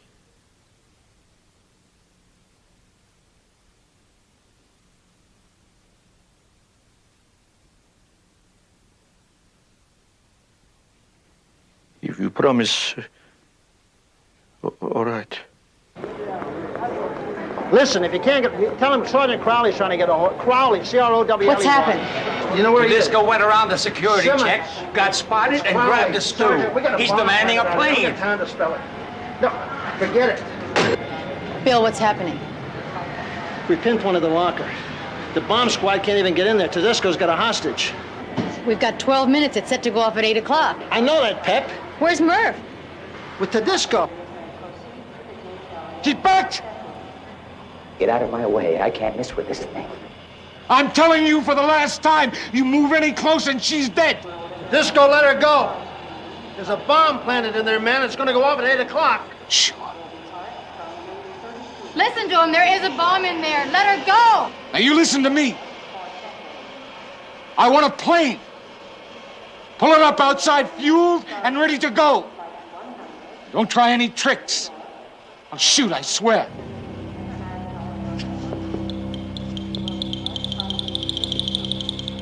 FBI warned you if I ever get the chance. Now you keep back. Murph! You let that girl go. You and me, we're gonna get on that plane together. I'll be your hostage, okay? No good. She's the best card I could hold. Wrong, I am. You don't leave without me. It's that simple.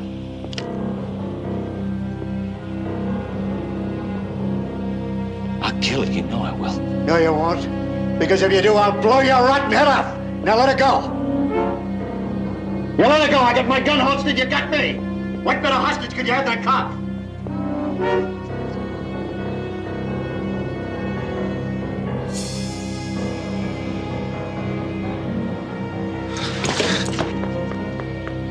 I'm gonna tear you apart with my bare hands.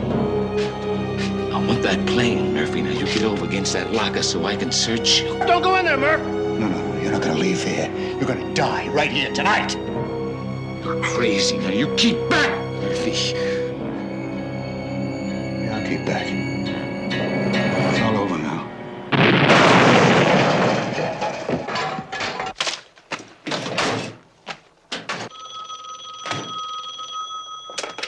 Sergeant Anderson. No, he stepped out for a couple of minutes. May I take a message?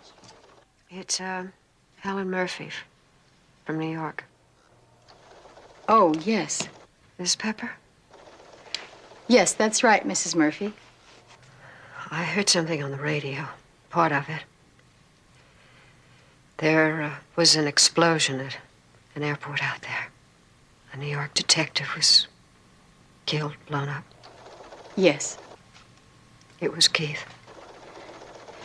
I was waiting for Bill. He was planning to... Cool. Tell me. I'm very, very sorry. I'm really so sorry. I liked him. He was killed instantly.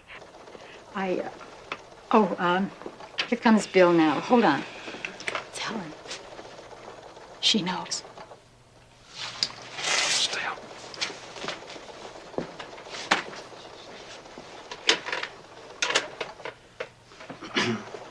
Helen, honey, it's Bill. I know, Billy, I know. Just tell me one thing. Did he walk into it? The explosion? Honey, he was walking toward this guy to disco, and... Killed himself. It happened so fast. I don't know about that. I wonder about that. I think that's the way Keith wanted to go. His doctor had been calling him. He's trying to get in touch with him. I asked Keith if something was wrong. He said no. He decided to stay with the department. It was all just routine. But his voice didn't sound like his. We've been together so long. The same person, but not the same voice. When I called the doctor back to ask him to tell me, to make him tell me, he said Keith had cancer. What? But he couldn't be sure of it when he left New York, but he was certain now.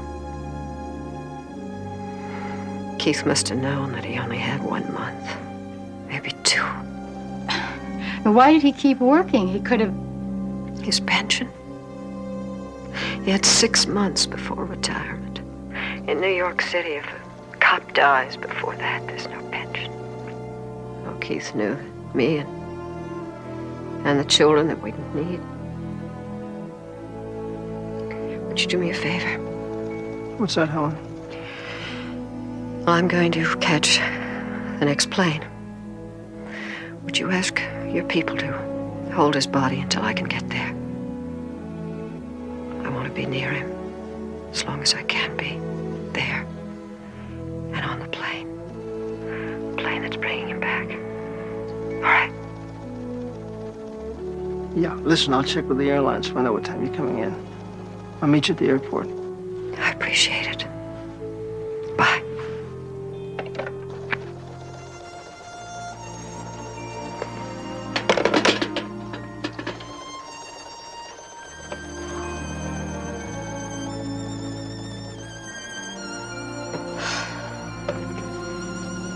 I feel so sorry for her. I feel sorry for Keith. And yet I feel better that I knew him. That I knew him. You know what I mean, Bill? Yeah. I know what you mean. Pepper, what do you say we go out for a long drive, huh? Yeah. Maybe we can stop by St. Brennan's. Light a candle.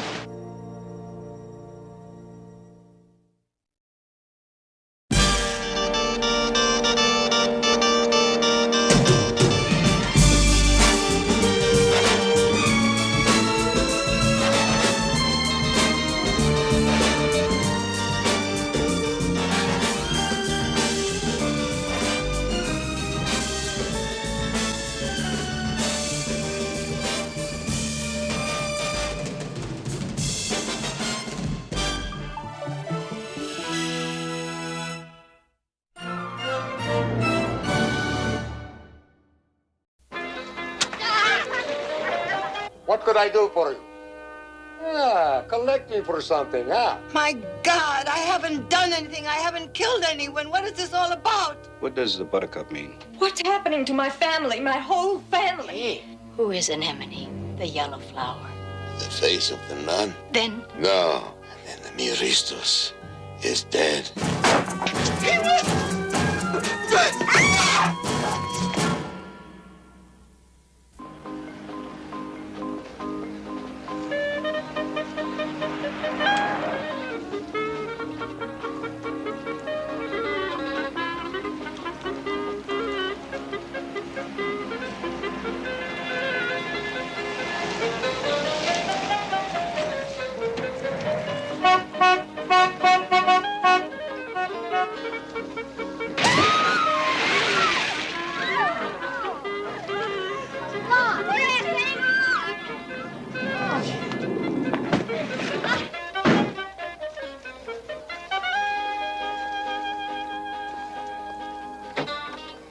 Okay, the big choice is ice cold beer or Racina. Yeah, I'll pick one. I thought you would. You really look great. Thanks.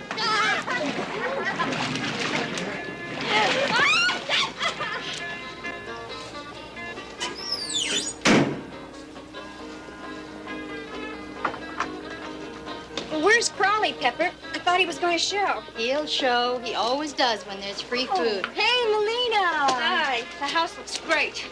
Wish I brought my suit. Can't you stay and swim? No, I can't. My uncle's alone in the deli. I've got to get back. Oh, the spread looks great. Your dad really did his number. Yeah, I'll tell him. It'll make his day. Pepper, this very sexy lady. Oh, come on. Is Melina Venizelos, and she just got engaged. What's the lucky man's name? Dimi Metaxas. Well, you're a lovely bride to be. Thank you very much. And I'm very proud of my man. You got a full life ahead of you, sweetheart, I can tell. You sure do.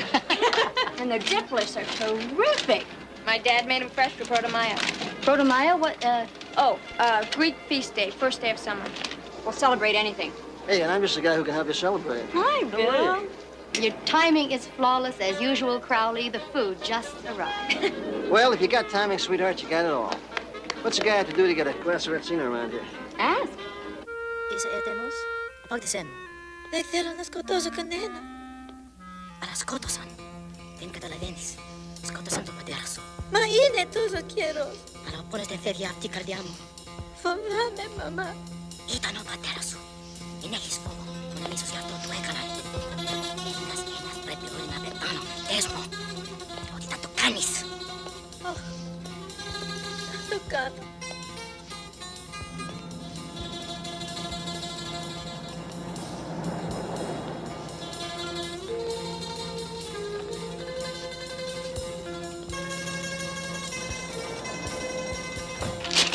There you are, Panos. You and the family have a happy Protomaya.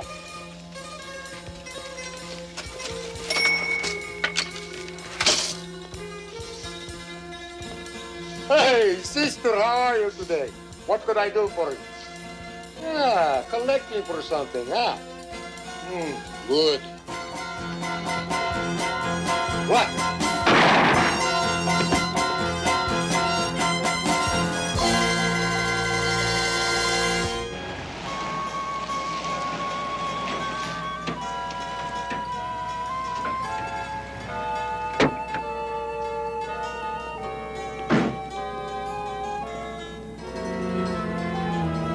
Uncle Manny, a man. Anna Mellos loves the food. And Mr. Labrador says to have a good holiday. Uncle Benny, I'm back.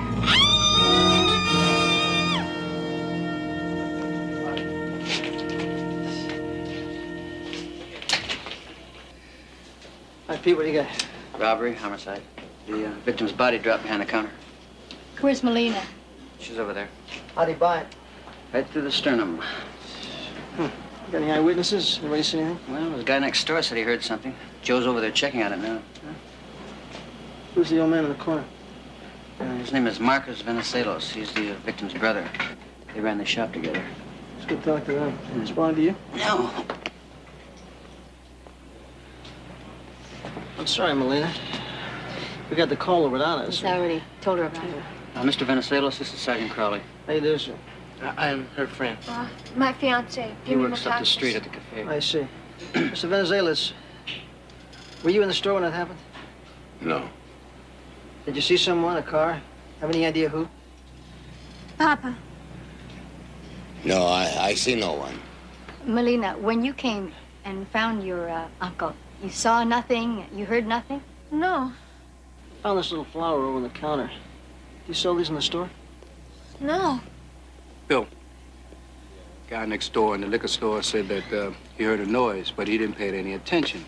Lady went to the window, saw a nun exit the deli. Greek Orthodox, he said. Maybe she witnessed something. They get a description? Saw her from the rear. She had a limp. That sound like anybody you know? No. No, I know no nuns. Why? That was what was observed. What are they doing to him over there? They're examining your brother. They're trying to help us. You mean no one from the church ever comes in the store, Mr. Venizelos? No. I know no nuns, no priests, no church in this family. My brother lies dead over there, and you talk to me about nuns. Talk to me about killers. You ever been here before? No, it's a beautiful church. Benny Venizelos obviously doesn't think so. I wonder why he's so bitter. I don't know. There's a lot of guilt there somehow. Well, maybe the Mother Superior can tell us more about him. She does know we're coming, doesn't she? Mm-hmm.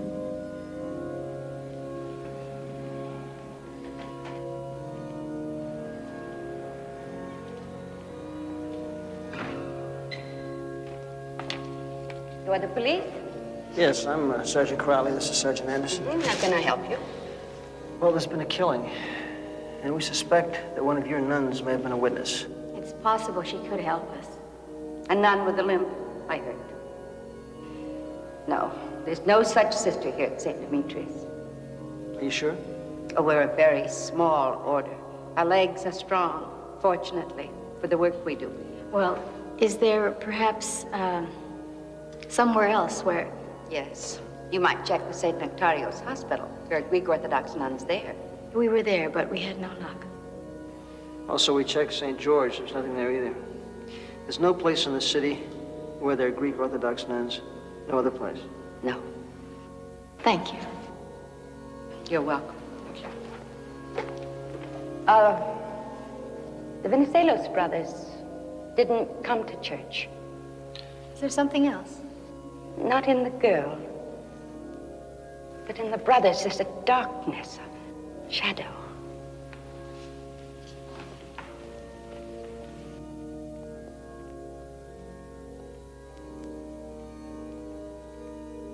It's a buttercup, genus ranunculus. Does it mean anything? You know, like roses mean love. A buttercup, spring, a child, something warm and bright. Well, do I win the station wagon, washer, dryer, and all expense vacation in Honolulu? In my book, you do. All right. Good to see you, Gail. Okay. Take care, Gail. Okay. So what do you think? I don't think it means much.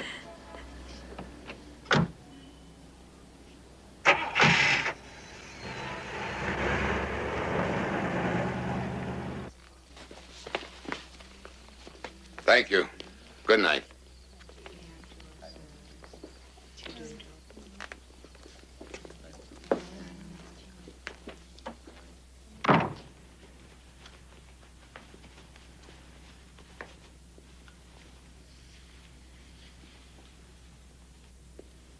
Why rob one of us?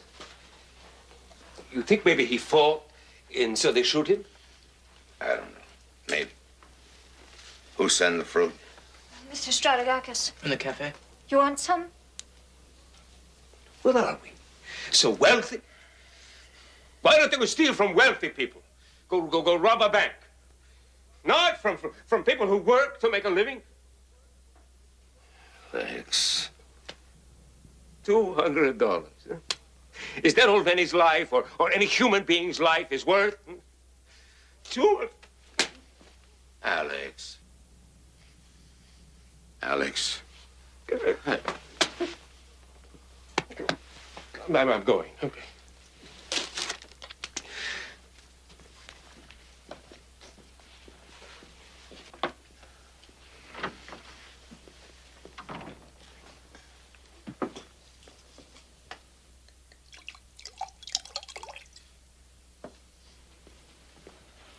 Something inside tell me to close store for Putumayo. Pop. Only I had been there. Mr. Venizelos, what? Think maybe you are killed too? Please, it will do you good, Diuso. My brother Giorgio died when he was 5 years old. Zenos, 1957. That leave Vinny and me and your Uncle Alex. Everything we do together. Now I feel like half a thing. Dad, I think I go outside. It gets too hot in here. I'll go with you. No, I want to be alone.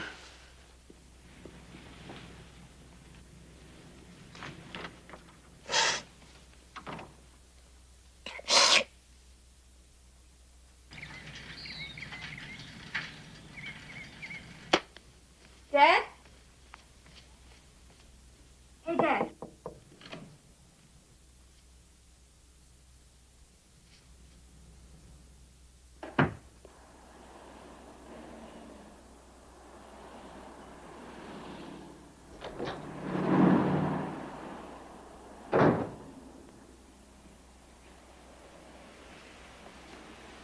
Randy, where is Alex?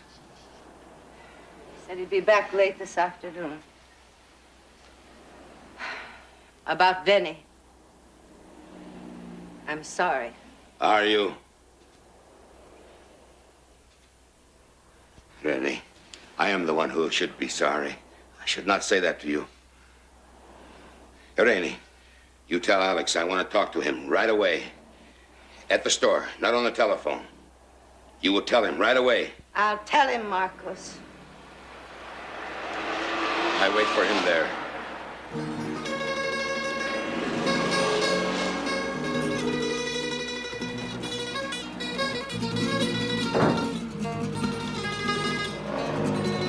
Benny.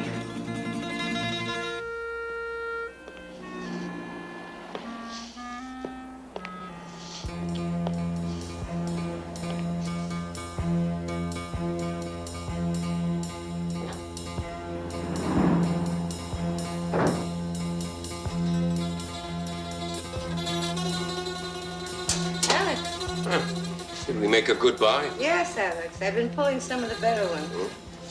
Oh, Arto. It's a limited London trade edition, right? It's beautiful. Oh, Marcus was here. He says it's urgent to speak to you right away. Well, I'll call him. No, he said that you must come to the store. No, that's what he said. He was worried. Must be about Vinny. All right, you go get yourself some coffee and bring it back here. I'll go see Marcus.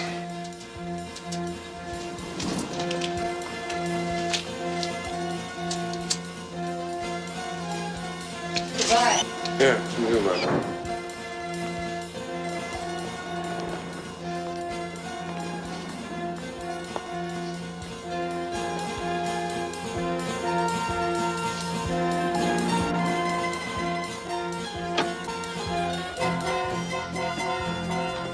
Rainy?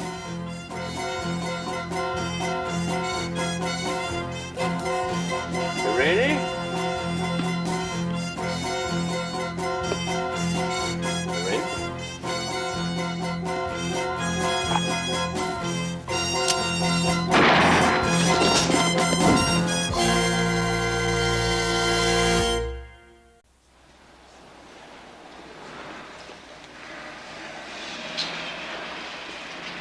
Check it out over there. Keith. A little bit. Well, who we got here? His name is Constantine. He was the proprietor. Was it 211 involved? No, cash box on the table hasn't been touched. Any eyewitnesses? Anybody see anything? No. Mrs. Karabalas at the desk there. Yeah, she works here. She's the one that found the body. Oh? Well, we better talk to her. Yeah. Hi, guys. You look now? Oh, it's all yours. Excuse me, Mrs. Karabalas? I'm Sergeant Crowley. This is Sergeant Anderson. We'd like to ask you a couple of questions, please. How long have you known Alex Constantine? Oh, 15, 16 years. Do you have any idea who could have done this? I mean, did he have any enemies? Any debtors? No, he was a man who loved books, loved culture, had no enemies, no debtors. Yeah. See you a second. Excuse us.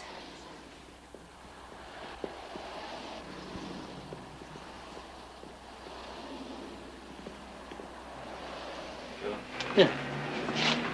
You're not going to believe this. But one look tells me I got rigor coming on already. Rigor? This fast? Yeah. It means he wasn't taken unawares. He must have seen something. That scared the hell out of him, right? I'll be right back. Is there anything else that could have brought rigor on this fast? Scarabalas. Did Alex Constantine know the Venizelos family? Of course. They were brothers-in-law. Bill? Yeah. They were brothers-in-law? Yes. Melina's mother was sister to Alex.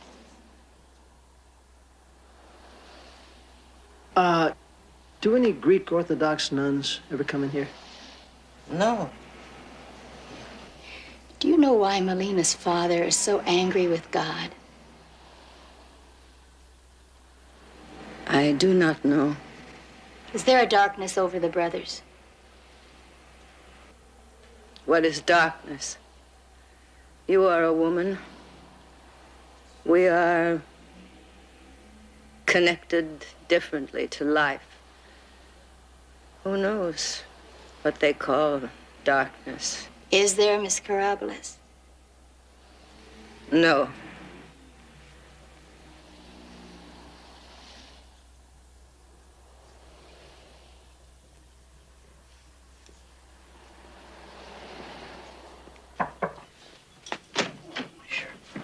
Come in. Thank you. You come from the bookstore? Yes, sir. How's Irene? She's okay. You left an urgent message with her, sir. Could you tell us what that was all about? What is wrong with you people? Why you keep digging into my family business? You don't have to find out about us. Find out who is killing us. I can't do one without the other, sir. I mean, do you want protection? To be like a prisoner in my own store. My own house. Like a guilty man. You think I am guilty of something? Of what? Say it, of what? No, Mr. Venizelos, we don't think you're guilty of anything. I mean, I know that at a time like this, it's got to be tough, but we do need the information. You don't know nothing. You find the murderer, because I know it is the same murderer. Well, you please explain to him that we're outsiders, that we're not Greek. Hey, you talk to me. We are honest people. We have no enemies. Mr. Venizelos, now you're making a mistake. You're blocking us. You're holding back. Already there are 2 people dead. You don't believe me when I say, huh? You go to immigration. We have been here 16 years. There's nothing more to say. Good night. You have our number.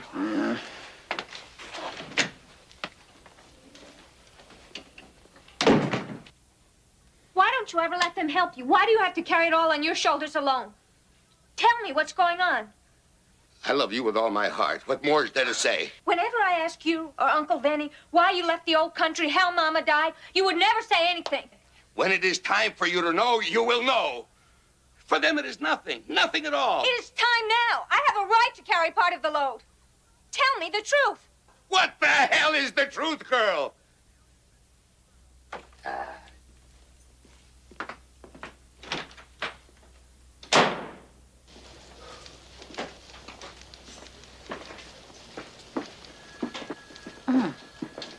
This is Mr. Pangulas.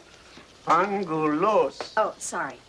He owns the pawn shop across the street from the bookstore. Tell Sergeant Crowley what you saw. I thought we checked the neighbors. He was closed. Oh, if I knew such pretty lady was with you, I'd be open. I'm sure it would have made all the difference in the world, sir. How'd you guess? Are we going to stand here all night, or are you going to hear what he saw? All right, sir, what did you see? This nun with one bad foot. She go in the bookstore and come out before Irene came back. Well, who specifically could put their hands on a nun's habit if they wanted to? We have a gardener and a maintenance staff, and then there's a cook. But I really don't think... Mother Superior, I think you'd better see Mrs. Katsikas in the infirmary. I think she needs to talk to you. I'll be there in a minute.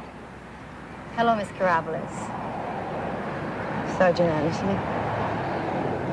I'll get back to work. What does she do here? Irene Karabolis? She does more than any person has a right to ask.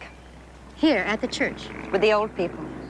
The ones who can't cook or clean themselves anymore. The gratitude those people feel for what she does, well... Dimmy, can I talk to you?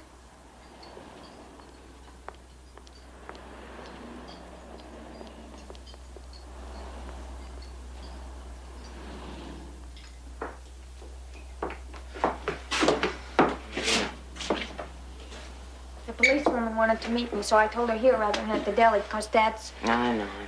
It's gonna be all right. What's happening to my family, my whole family? Hey, you and me, we make a whole new family. And your father will have his place at the head of the table. That's our future, Demi. What about now? Now, Melina. Now you take care of yourself. Because ever since I come to this country, it is you that is the best thing that has happened to me. I am loving you, Melina. I love you.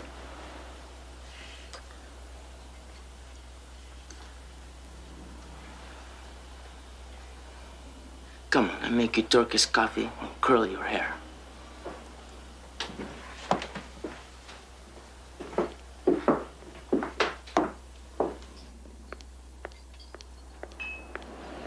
Oh, hi.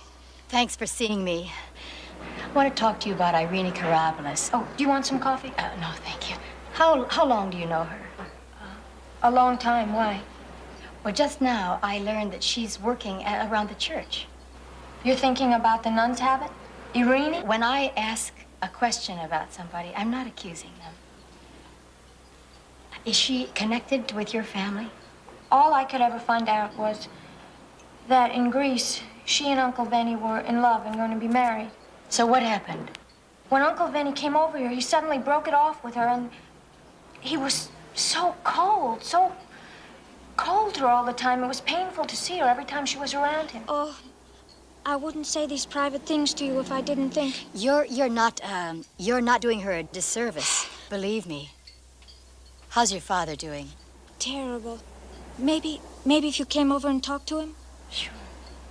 Let's go.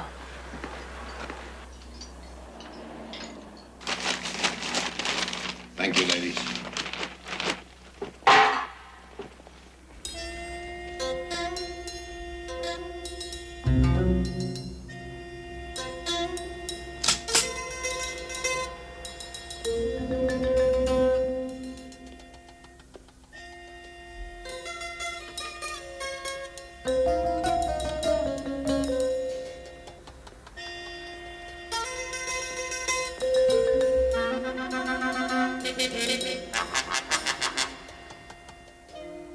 Oh, it's you, eh? Man, you always make a mess for me to clean up. Come on out. Outside. Come on.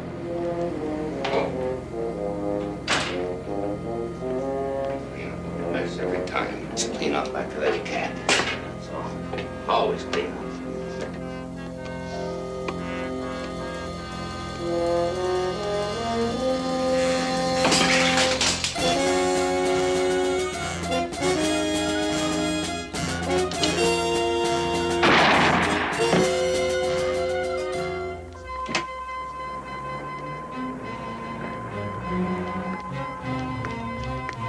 Papa?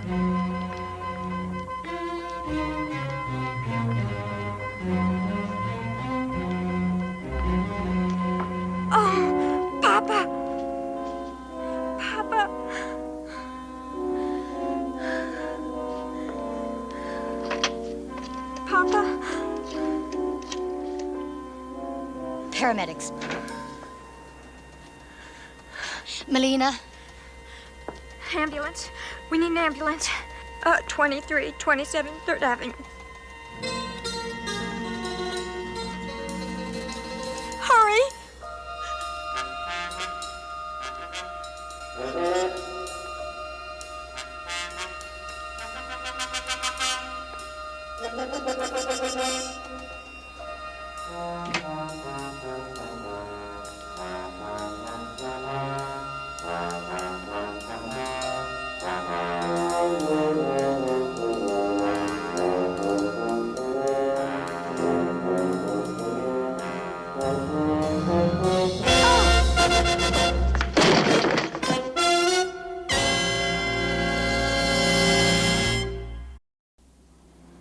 Close one eye and touch the tip of your nose with your index finger. No wisecracks, Crowley. I wasn't going to say a thing. See, I'm okay. I've just been waiting for hours and I have a splitting headache. And my hair's a mess. You don't have a concussion. Take it easy for a few days. Dizziness, blurred vision, I want to know about it. You understand? Okay, thanks, Doc. I told you I'm okay. Yeah, well, I think you better take a few days off. What I'll take is a rain check on that. You look fine. No, really, you look terrific. Well, thank you. For a lady who just got clobbered in the back end of a great deli. You want a concussion? Where are we going? We dropped by Melina's father's room, see if he's conscious or not. You picked up the Karabulis woman, didn't you? Yeah. Dr. Frank Gleskin, room 224, please.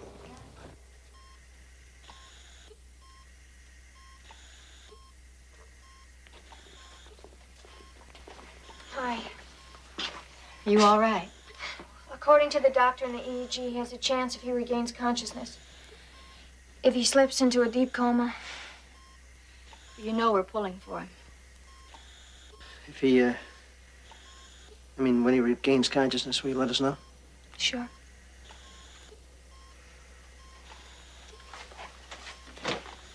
You know what worries me? What? She's the only one left.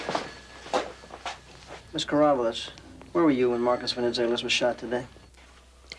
I was working at the church at St. Demetrius. I told you that. We checked there, and no one could swear to seeing you at exactly the time the shooting went down. Well, I was working alone, but I was there. The cathedral's just a few blocks from Venizelos' store. What does the buttercup mean? How do I know? Why don't you ask the murderer? Why are you asking me? Benny Venizelos, Miss Karabulis. But what about him? Where were you when he was murdered? I told you that, too. I was with Alex, Mr. Constantine. Why don't you believe me? He can't confirm that any longer. My God, I haven't done anything. I haven't killed anyone. What is this all about? Sorry, Miss Karabulis. We're faced with 2 murders in 1 attempt. There are people who are holding back information that might help us stop the massacre of this family. What information am I holding back? That I love Benny Venizelos? That in this country we plan to marry? That he turned cold, bitter, that he doesn't want me? Is that a crime? Did that make you hate him? Yes, I hated him. I hurt. But I loved him, too. Was there another woman? How can they ask these things? We wouldn't if we didn't have to. Was there another woman? I don't know. I think no. Then why all of this? What went on in their earlier lives? Here and in Greece? Why? Do you think if I knew why I'd be sitting here like this? Do you think it's easy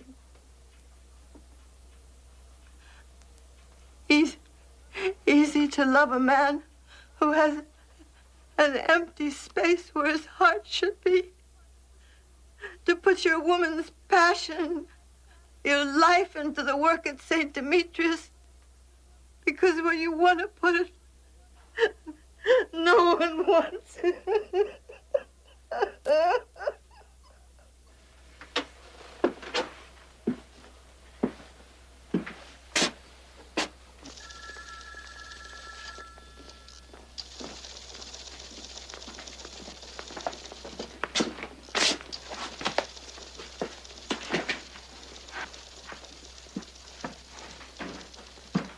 There's something else. I don't know what it is. Immigration. Looks like we got a break. Well, it's about time. What do you got? Well, what is it? Immigration makes the family. It's coming from a different village than they told us. Yeah, they always say comitas, and immigration says carry-on. Carry-on. Huh. Yeah, Sergeant Crowley. Yeah, Mrs. Pasco. This is the lady from the library. She's calling me about the flower. Uh-huh. Yeah, they grow all over Greece. Wild, huh? And they're also known as the windflower, or anemone. In mythology, a beautiful nymph who was pursued and ravaged by the wind god. And then he did that, huh? Okay, thank you, Mrs. Pasco. No. Over the phone's good enough. Yeah, bye. What you want to do? Give you a demonstration? Yeah, let's get back to the business of the two different places. You know, Bill, I wouldn't write off that phone call. Who's writing it off? I thought I'd drop by her place later on. Anemone is also a girl's name. Right. You know, they tell us they come from one place, yet they come from another. Now, is there a woman involved named Anemone? Hey, where's Melina right now? At the hospital. Okay. Pete, stick with Pepper. Talk to Melina. Talk to Marcos, too, if he's conscious. Get permission from Melina to go through her father's and uncle's things. Right. We still got access to Constantine's place? Yeah. All right, let you and me work it. That's it. Melina? Dr. Robert, Melina, honey. Please call the nurse's station. Honey, wake up. Any change? No. Some new things came up. You feel like talking? Yeah. Sure. Yeah. Your mother. What was your mother's name? Letizia. It wasn't an enemy? No. Melina, we'd like to go through some of your father's things at the house. Do you mind? No, I don't mind. Okay, I'm gonna take you home. I shouldn't leave. You're gonna get a lot better rest at home. They'll call you if he starts coming to. Mr. George Freelick, third floor nurse's station, please. Okay. Come on, I have you.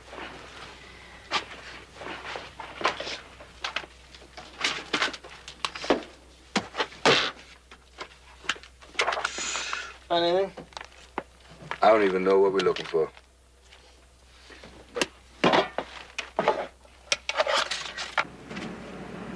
You know, What?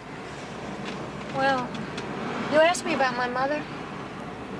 I never really believed that she died of some sickness. What do you mean? I don't feel like she's dead. Immigration has her listed as dead. Have you talked to your father about this? The simplest question about her, what did she look like? Did she smile a lot? What were the first words she said when I was born? He says, nothing. Why won't he open up about these things? I don't know.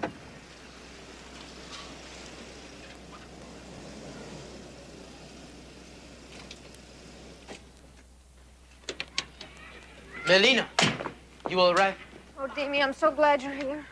I come straight from work. I worry sick about you. Your papa? He's still on the machines. Thank you for bringing her home. Oh, that's all right. We're not leaving right now. We still have a little work to do. Maybe I'll help you? That's okay, we'll do it. Thank you. My father's room is downstairs.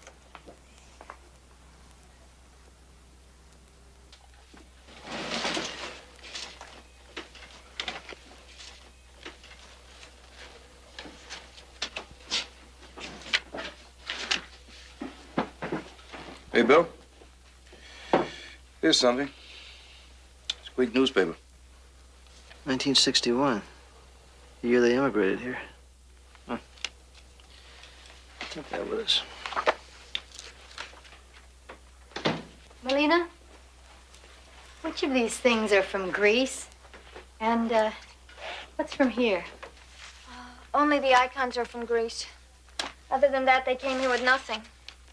They came and they started over. Okay, well, be sure and keep your doors locked. I don't have to worry tonight. Demi's staying with me. All right, well, keep the doors locked anyway, all right?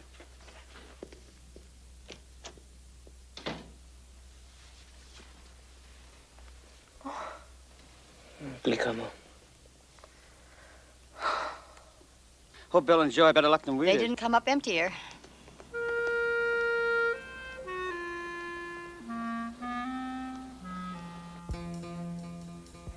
Sipna de mí. Sipna. Mama? Demi?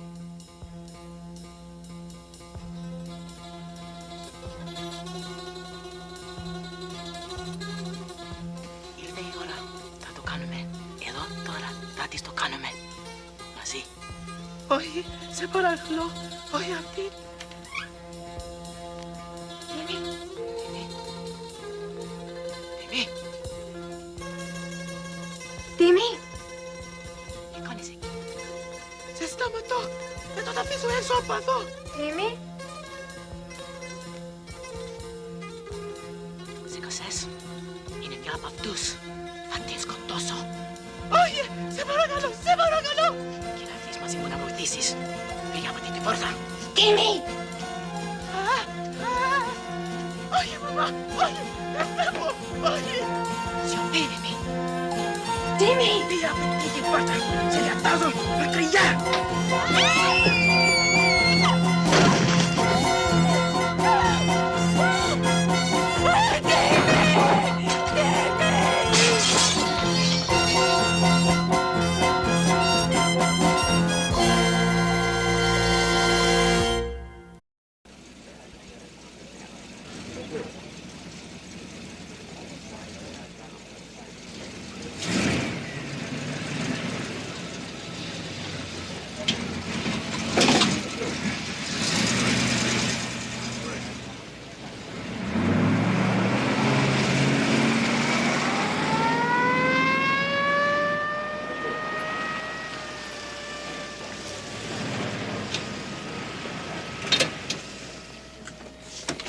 What happened? It's Demi. They think he's got a concussion. Melina? No, she's okay.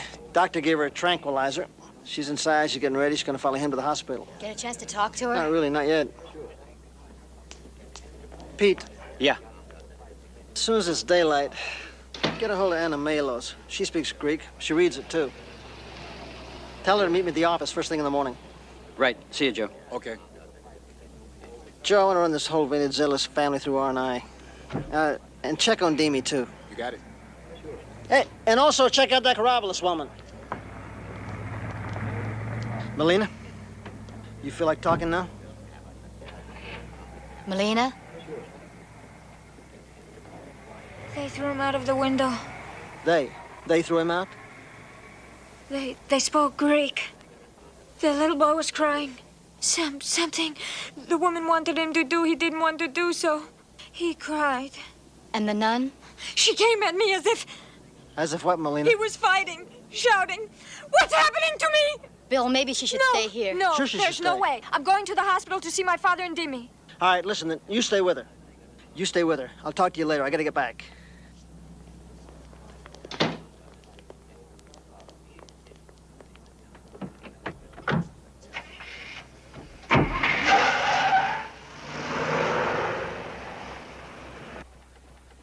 Listen, we need this translated, Anna. We found it in Melina's uncle's place up over the bookstore. My Greek's not exactly classical, but the date is... Yeah, we can see what the date is. What else does it say? Okay. Let's see. It says, 3 men are being sought in the beating to death of a farmer named Demas Aristos. Took place in the village of Kyriai on Protomaya, the holiday you guys were up at my new place. Yeah, but it's Kyriai, not Komitas, huh? It's Kyriai. Does it mention the family names Constantine or Venizelos? No. You can buy names and papers. Yeah. Okay, what else? Well, the wife of one of the fugitives reports her 3-year-old child missing. Disappeared same time as her husband. The wife's name, first name, is Letizia. That's Melina's mother's name. Yeah. Is there anybody there with the name Anemone, first name? No. That's it, huh? That's it.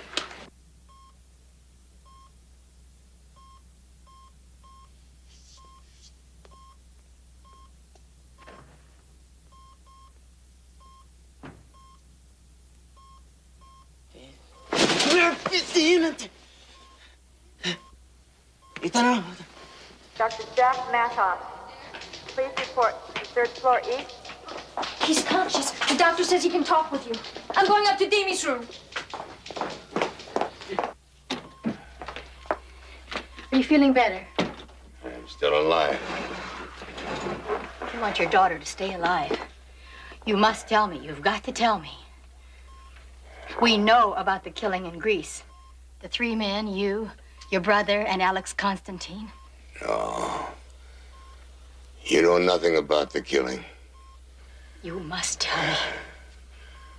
One day, my wife, Letitia, come to me. She say this man, Demas, a farmer,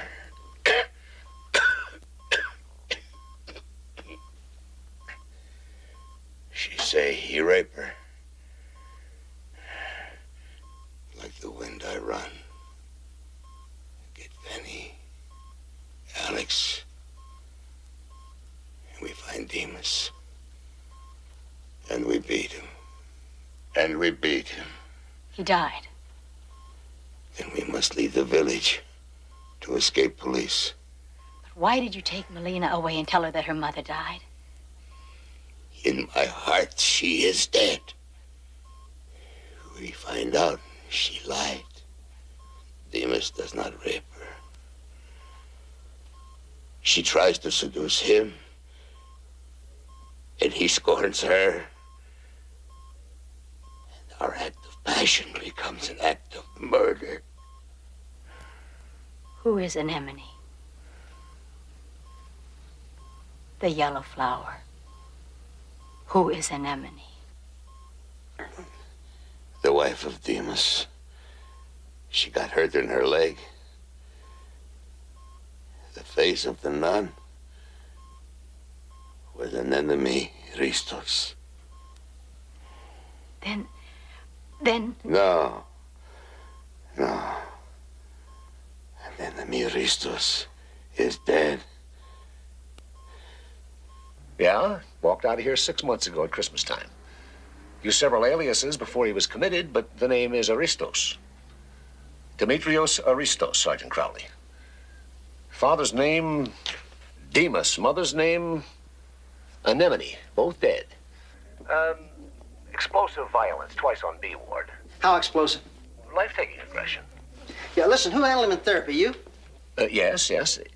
Sometimes he was seized by his mother's personality, but what's more interesting is when he retreated into the little boy's personality. Now, I'm sure it is. Listen, would he ever dress in a nun's habit? Whenever he played the role of the woman, certainly he did. Now, you want to tell me just why the hell he wasn't in your maximum security section? Now, wait a minute, Sergeant. We make judgments based on hard data. Dr. Gary Ballard, please report to the information desk. Demi. Ay, ya ven, esto. Fajito no lo tiene, doctora.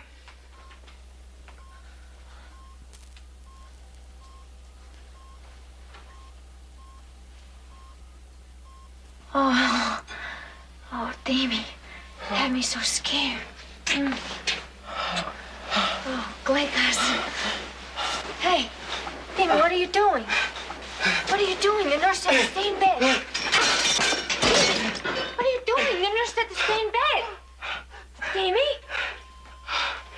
Get back in bed. Get back in bed. What are you doing? Like your mother. What? Demi? My Demetrios stopped me last night. He won't do that again. Hey, sister. Again? Hey, Demi! Demi? He's gonna kill her. Melina! Got something up against the door. Sure does. I'm gonna take the roof. Hey, look out here. What are you talking about? Huh? I'll go call the nurse. I'm going to call the nurse. Chique. What's the matter? ¿Tú me demás? Open up the door. Open that door. Open that door. He was a good man. He worked hard.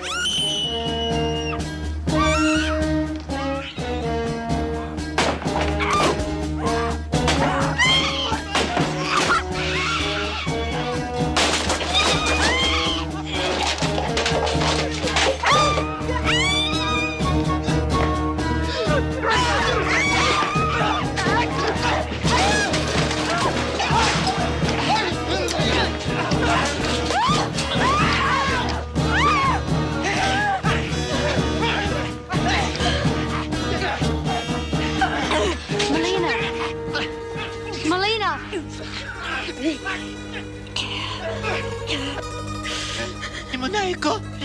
Peninsulato muna. Siguro Sema. Do you know what he's saying? The little boy. He didn't want to hurt anybody.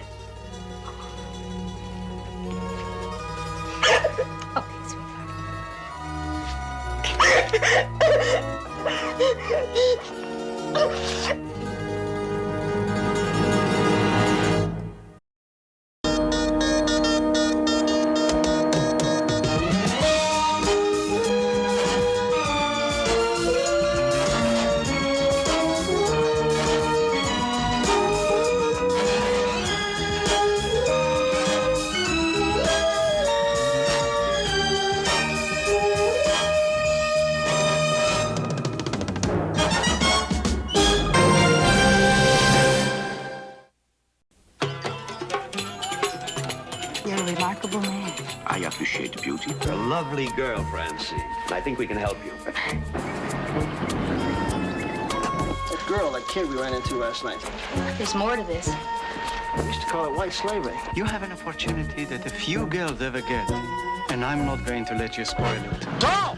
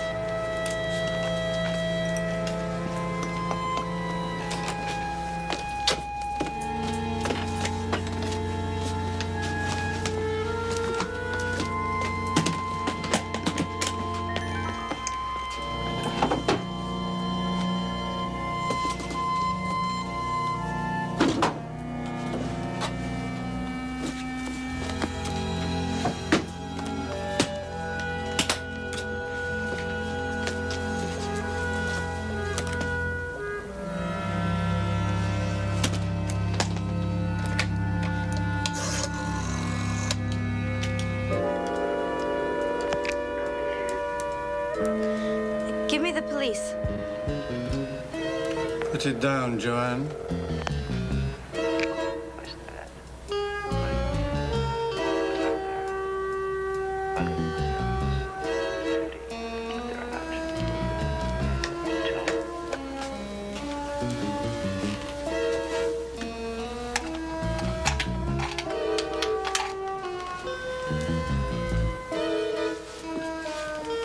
Let's talk. There's nothing for you to worry about. Please. Anyway, we must have been sitting in the car for, I don't know, something like 6 or 7 hours. Nothing. I figured we were going to set a new record for stakeouts. Well, you'd have to go a long way to beat Larry Miller. You know he sat out for 15 hours, him and his partner? Yeah, well, anyway, Steve Wampner's going ape, see? So suddenly he gets this little glint in his eye. Now, we both had CC units because they just started issuing them to us. I think I know what's coming. It ain't a long one. Well, let me finish the story, all right? Okay. Well, anyway, so he gets this glint in his eye. Well, he suddenly turns to me and he says, give me your radio. I say, why? He says, because I'm a sergeant and you're a lousy investigator. That's why. So I gave him my radio. So I said, okay. Well, I swear to you, this is true. He takes the radio, gets out of the car, walks over to a mailbox. He drops the radio in the mailbox. Without a word, he comes back, sits down in the car, and just sits there. Well, about 2 minutes go by, nobody said a word. Suddenly, this little old lady walks down the street. She sticks a letter in the mailbox. And the voice from down inside says, I purely do thank you, ma'am. I'm sorry. I heard this before. Well, what did the lady do? She said you're welcome and walked off. What would you say to a mailbox? Pepper, you make a great straight man. Straight person. Straight person. All right. It's your turn, Joe. No, I've told all my stories. Oh, no, I don't want any more stories. I'm talking about Vinny's. It's your turn to buy. It's Pepper's turn. No, I'm sorry, guys. Pepper's got a hot date. Really? Who? Me. Terrific. You mean my driving, of course. No, to be free for an evening. Oh. There wasn't anything free about that $30 dinner. It was Dutch, remember? Well, that's Lib. Yeah. Men's. What's happening up there? Whatever, let's not get involved. That looks like Milt. That is Milt Taylor. Come on, folks. Hey, Milt! Keep it moving. Keep it moving. What's happening here, officer? Didn't you hear me, sir? There's nothing here to concern you folks, and we don't need onlookers. Well, I'm not really an onlooker. Sir, I don't care who you are. You have to move it. Hey, Milt. It's okay. Hi, Pepper. Bill. Hey, Milt, how are you? What's happening here? A young kid, maybe 15. He turned on the gas. Dead? Yeah. You know, I'll bet over the years there's been a dozen suicides in that old flea trap. Most of them kids under 20. We're blocking traffic. Yeah, I hope to see I'll you see you around. later, Milt. Okay, take it easy. Just routine. That's why I never liked working patrol. That kind of stuff. Just happy somebody else is handling it. Okay, will do.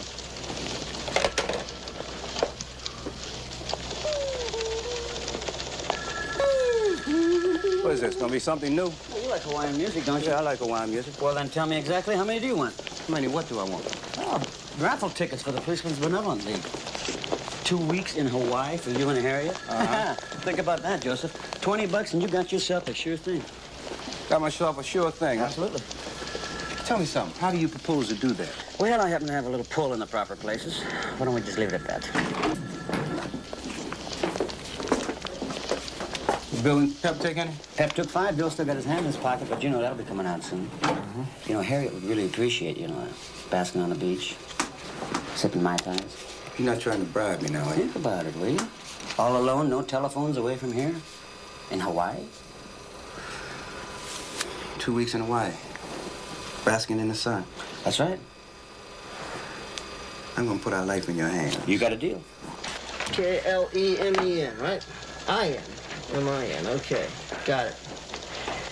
Yeah, we'll be waiting right here for him. Okay, Captain. We'll see you then. Right. What was that about?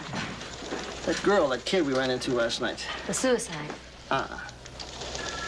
It wasn't a suicide? Oh, all the evidence says it was. They got prints on it. Joanne Clement, Dayton, Ohio. Turned 16 last month. The runaway. Sounds commonplace. But it isn't. The folks just flew in. They're in Barnes' office now. He's sending them down here, then he wants to talk to us. There's more to this. Yeah. We used to call it white slavery.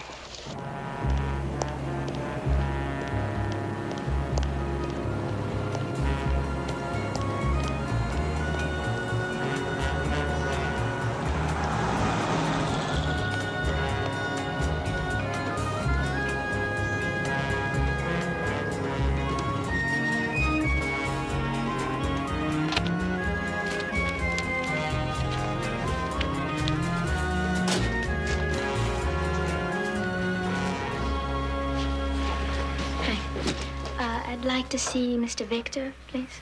Is this in reply to the newspaper ad? Yes, ma'am. Your name, please. Laura Baker. Now, please be seated. He'll be with you in a little while.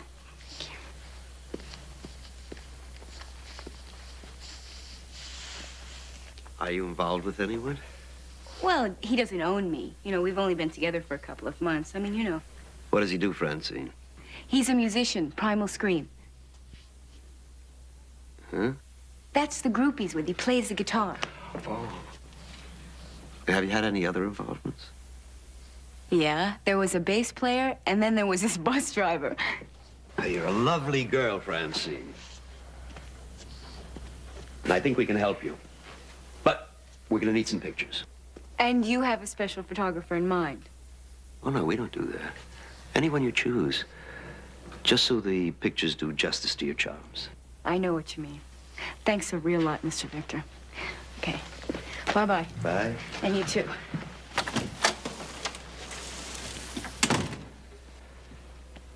Well, what do you think? I think not. She's too experienced for my purposes. Yeah. Well, she looks good, going on 18. I can use her in local films. Maybe loops. That's your concern. I merely want quickly to get a replacement for Miss Clement. She was our only child. Until a year ago, she'd never been away from home overnight. Not one night. We did everything we could to find her. Private detectives. Everything, you know. Yes. Mr. Clement, I'm afraid we do know. And she never tried to contact you? Not until the other day when we got the letter. And she... Well, for the first time in years, she seemed so happy. That's why we couldn't believe that she'd do what they say she did. Joanne always wanted to be an actress. A dancer. Something like that. We tried to talk her out of it. We told her it's a 1 in a million chance. We didn't want her to get hurt. But she was pretty stubborn. Just exactly what was in the letter? Well, it was like, I told you so. She said she just got this job, a real good job, a model. And she said she was going to travel all over the world. I mean, she seemed so happy. No. Slowly, Miss Baker. Turn a little more slowly, please. Huh? Lovely. You're very lovely. Now, do your parents know you came here? Oh, sure. Now, be honest with me, Laurie. Well, I know it'll be okay with them. I hope so. Because you're a minor. And if we do get you assignments, your parents will have to give their approval. My parents aren't here in town. Oh? Where are they? My mother's in Mississippi. And you ran away. I left. It was better that way. When did you get here? About 6 weeks ago. And I need the work, Mr. Victor. I'm sorry. But without your parents' consent, you can't sign contracts. I thought it'd be different if I came out here. Anywhere in the country, Laurie. There is one possibility. You see, Miss Baker, I represent a number of clients abroad. As you well know, American things are extremely popular in other countries. Music, food, fashion. Well, blue jeans, for example. The whole world wears blue jeans. And attractive young girls like yourself, well, they're very much in demand as models. I could go to Europe? The fact is, Miss Baker, if you wanted to, you could go most anywhere. The ones they ship out, most of those kids, 15, 16. And they're all runaways. So there won't be any parents around to make waves. That seems to be the idea. And they wind up in the Mideast. A small sheikdom named Ramat. Yeah, but Captain, you know, a little country like that, now that couldn't account for all the white slave traffic. It's got to be a clearinghouse, don't you think? Right. From there, they ship them to hell and gone. Charming. Come on, come on. What do you want to eat? Getting less and less hungry by the minute. Well, then let's try the copper kettle. They serve small portions. The way we got it figured, Victor handles the legitimate end of the operation here. And this Hattar? Jamal Hattar? Yeah. He's in charge of the slavery operations, right? No, he works at it. I didn't say he ran it. We think the real boss is a guy by the name of Salim Daoud, a visiting college professor at State University. He came over here about 3 months ago, and right after he arrived, we began to hear the rumors. Daoud. We don't know too much about him, except that he's single and well-traveled, and understand he's quite a ladies' man. You know, Sergeant, I get the feeling that he'd really go for you. Harriet, what do you mean we can't go to Hawaii? Pete said winning the raffle's a sure thing. kids, well, buy a couple extra tickets, half fare, and take them with us. Or we can leave them with your mother and make a second honeymoon out of it. I don't know, sweetheart. I'll leave that part up to you. Of course, Bill will give me the time off. Look, I've got at least 2 weeks coming to me after the Brandon case alone. Bill, Harriet wants to know. Tell her yes, I'll do anything to get rid of you for a while. And give her my love. He's real reluctant about it. But he says he'll try to get along without me. And he sends you a kiss. One of his famous freebies. I'll see you later.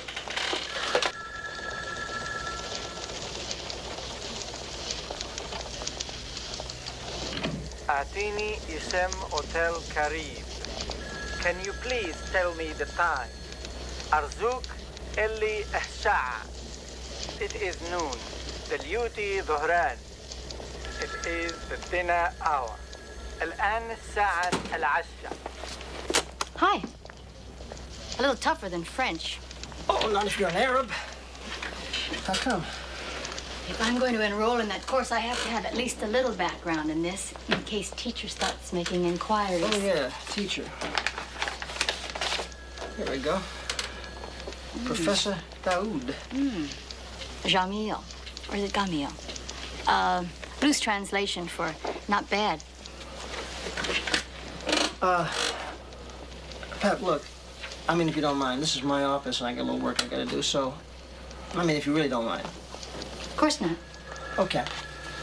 You want to take your Berlitz and split?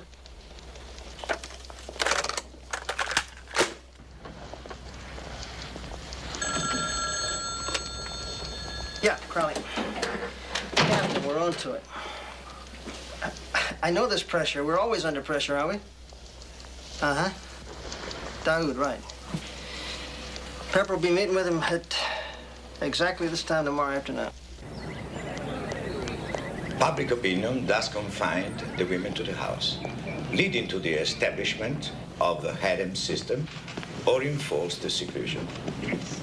This absence of women from normal activity on the streets is characteristic of many Arabic towns until this day.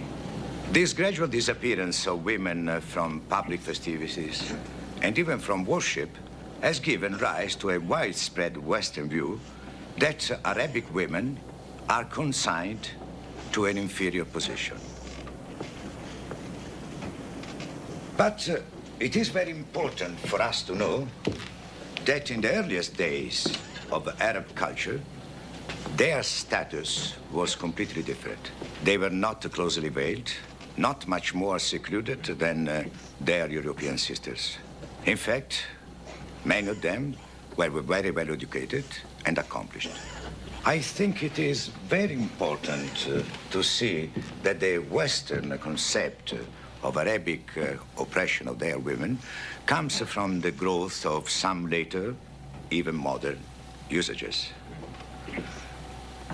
In truth, the Arabs, in their deepest traditions, have been perhaps among the most chivalrous people in the world. I'm looking forward at our next meeting. Thank you.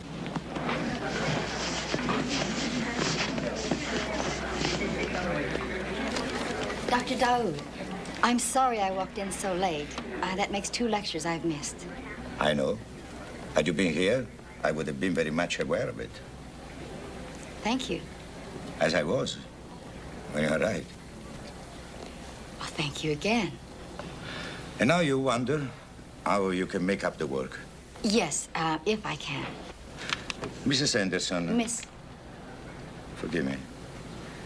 You're not taking the course for credit.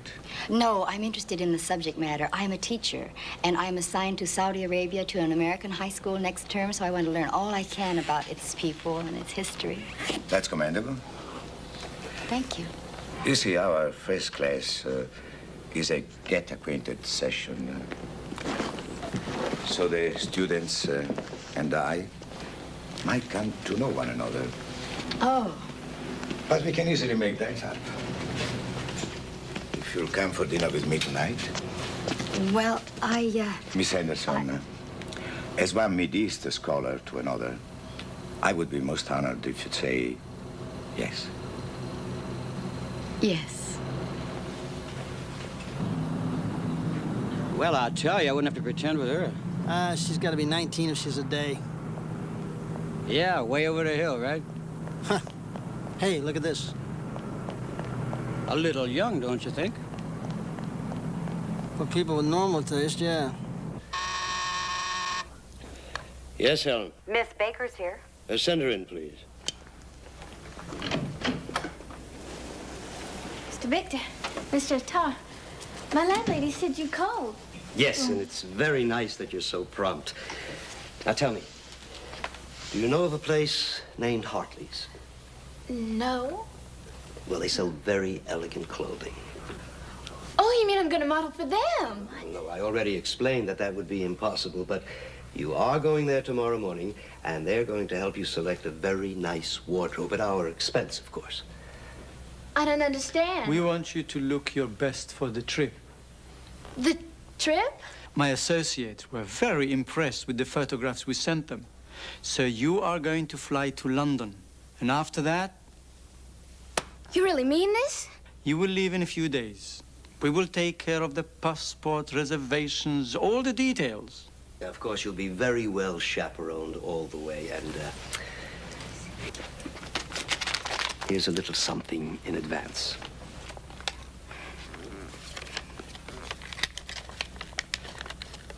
Mr. Victor, I don't know what to say.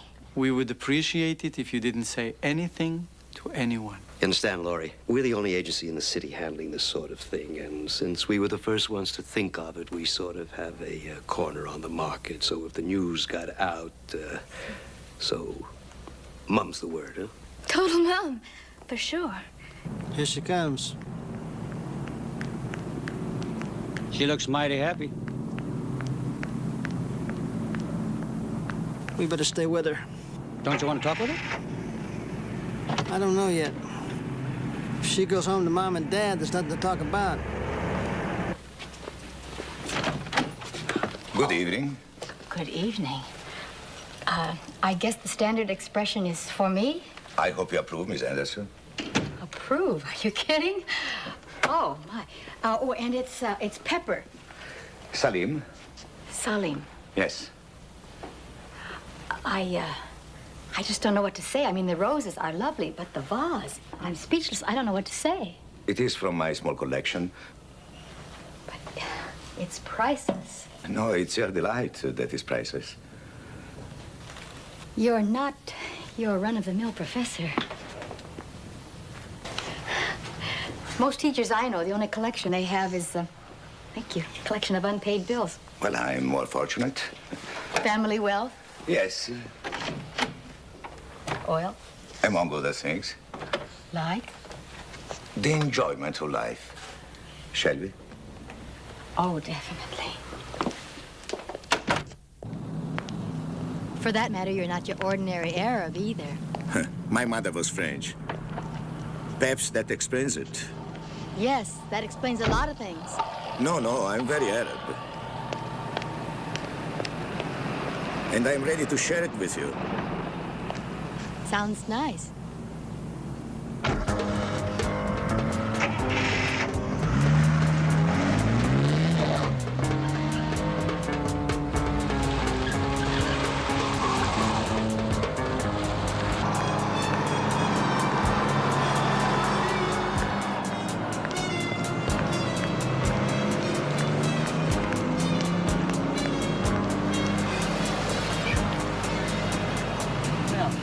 Definitely not Mom and Dad. Well, let's go see what kind of a story she lays on us.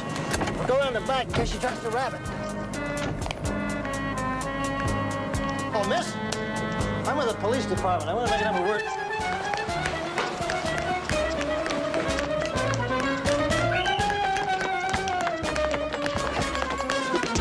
Let me go, please. Police. Let me go. Just relax. It's all right, honey. It's okay. We're both police officers. Nobody's going to hurt you. We just want to talk to you, okay?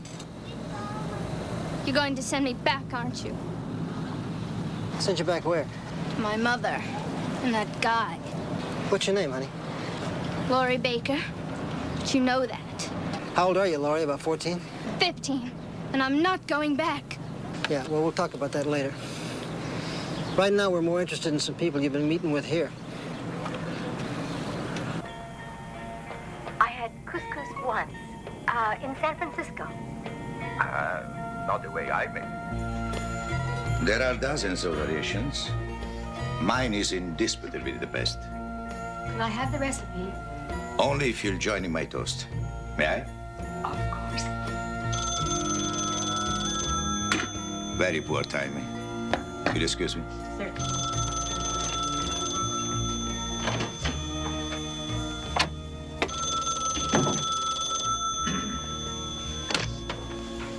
Hello?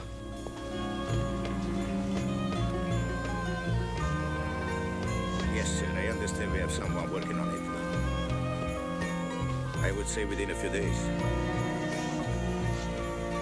It's very likely. Does Hattar know the client is on the way?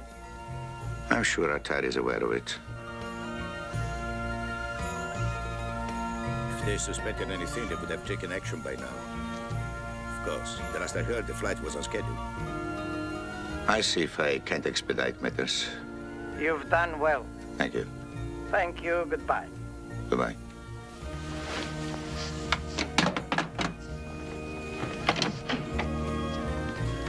Again, my apologies. A graduate student at university. She's doing a thesis. You make yourself very available to your students. Shall we toast to that? All right. To our relationship.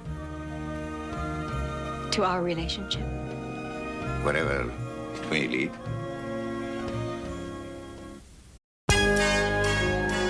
He said Hattar's name on the phone. Yep. But he didn't say what would happen in a few days. I can make a guess. Make it. That's when they ship over another girl. I'll buy it. Because we found her. A runaway? Yeah. Juvenile notified her mother in Mississippi. Her mother's a boozer, so is the guy she lives with. They couldn't care less what happens to the kid. So? So we're petitioning to make her a ward of the court. And use her as a snitch? Yeah, the court approves. That could put her in a lot of danger. You can't do that. The policewoman's staying with her, Pep. Even so, that... Even so, there's still a danger. I know that. I feel a responsibility for the kid. But I got another responsibility, too. I gotta bust up a white slave ring. I gotta try to save a lot of little girls. Now, this kid is the key to busting it. If she can't help me, it's back to go. Look, I had a decision to make, and I made it, okay? I'm sorry. Yeah, so am I.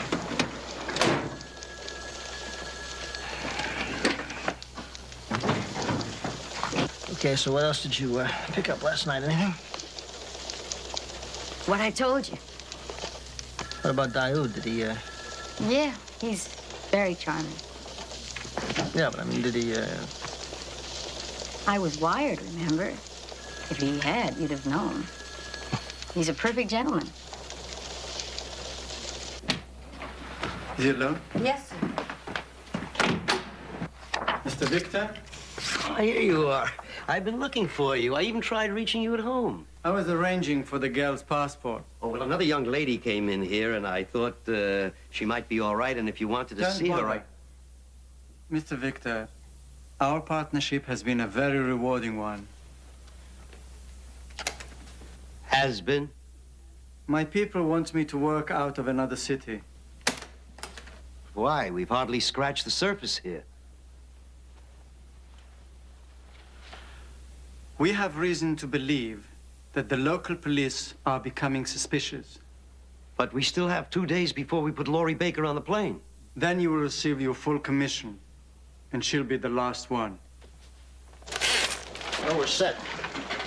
But we got some stringent guidelines. Well, looks like I'm going to be doing some babysitting. That's one, round the clock. 2, no jeopardy. I mean, if that little girl so much as stumps her toe, my butt's gonna be up in front of the bench. Well, I think I've come up with something very interesting.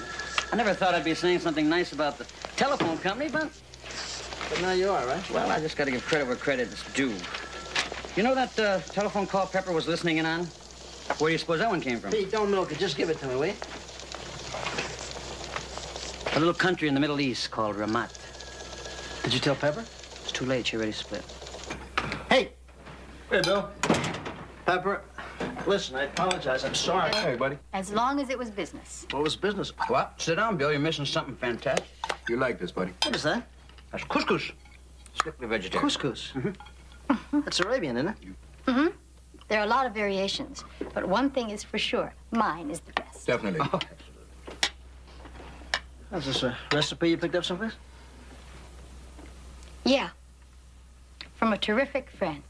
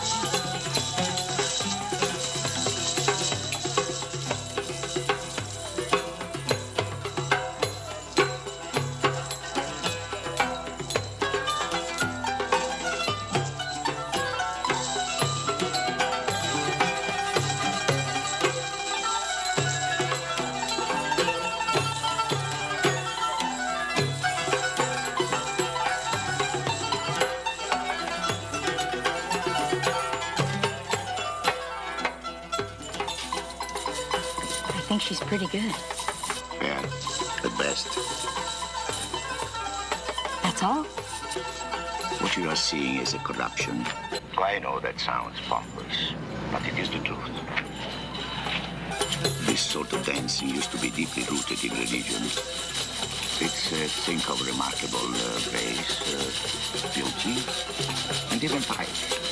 Well, later... You know, I believe that you are a true Renaissance man, one of the few I've ever met. Really? You're a historian, a teacher, you speak 6 languages. 5, and not all of them well. You're a gourmet cook, you're a student of the arts.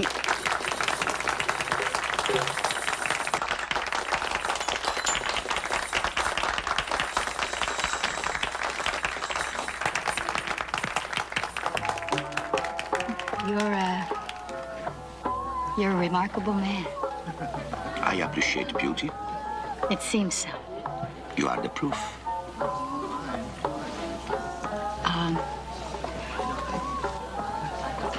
Are there many women in your life? Of course. It's a valued tradition in my country. And they're beautiful? And that, too, is a tradition. Then why do you come so far? Well, No, seriously. You have a beautiful home in Ramat. Servants, everything a man could want, including, I imagine, your choice of women. Why would you come to the United States to take a job that probably doesn't pay for your plane ticket? well, I have other interests. Involving women? Beautiful women? Since I've come to this country, Pepper, I have found only one woman in whom I have any interest at all.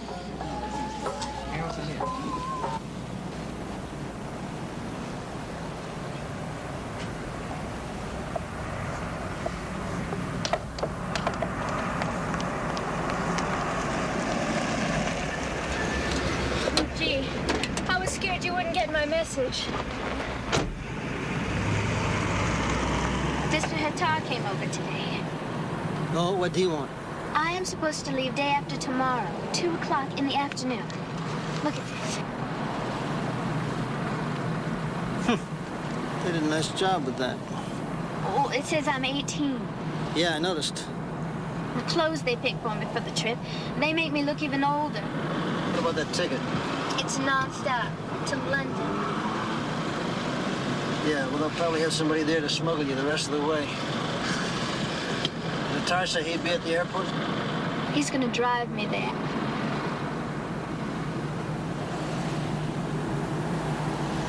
Laurie, you think you can go through with this thing? I think so.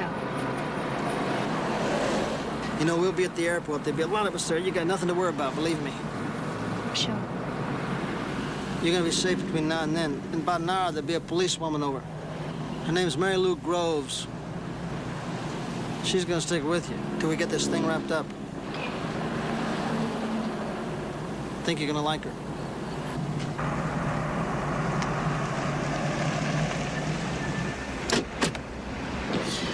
See you at the airport.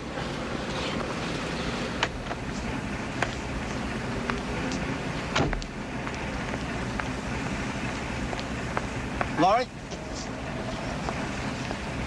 Okay.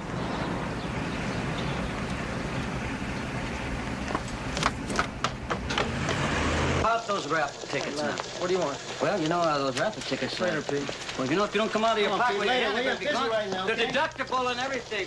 Yeah. Pep.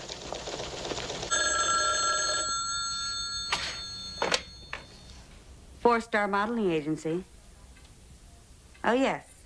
Just a moment, please. Yes, Helen? Is Mr. Hattar with you? No, but I'll get him. Line 1. It's for you. Thanks. Yes? Put him on. Good afternoon, sir. Today? Yes, sir, I'll have her there. Thank you. Get who where? Your commission on Miss Baker should be higher than you thought. Well, how's that? Expenses will be down. We won't have to send her to London on a commercial plane. Huh? A client of mine is here on business. He's starting back to Ramat this afternoon in a private plane. You mean he's willing to take her along? He insists on it. It's only himself and the crew. He might get lonely. If I get any more calls, I'll be back in a couple of hours. Yes, sir.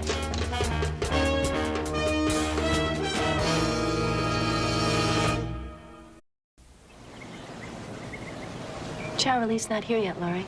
Hungry? Sort of. All right. I'll go out and get us a couple of hamburgers and fries. Be back in 10, 15 minutes. Wait a second. I need some money. It's on the police department. We've got a fantastic budget. Thanks, Miss Groves. Mary Lou, keep the door locked, huh?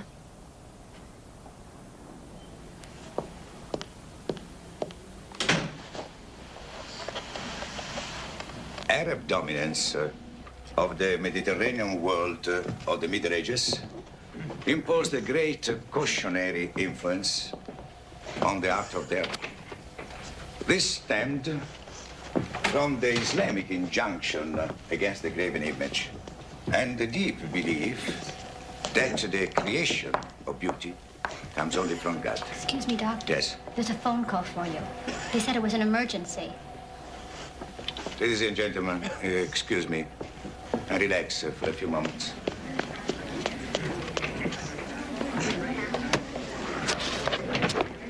But I haven't even packed yet, you see. That shouldn't take more than a few seconds. I have to change my clothes. I mean, I can't go like this.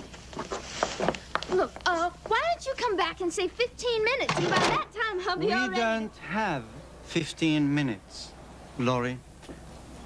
You have an opportunity that a few girls ever get, and I'm not going to let you spoil it.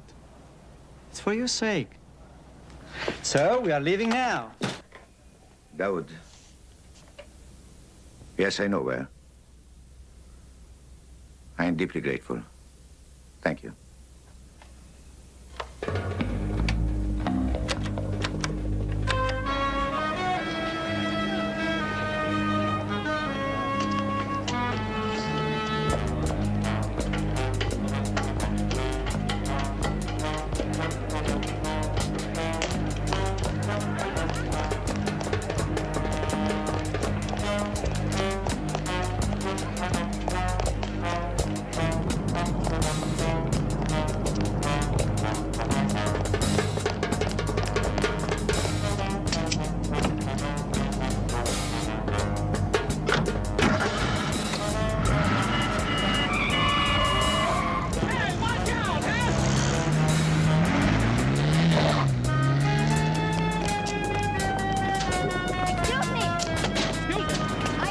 What are you doing? Car.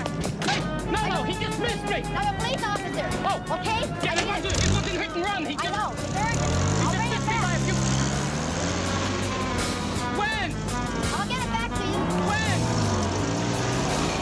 This isn't my day.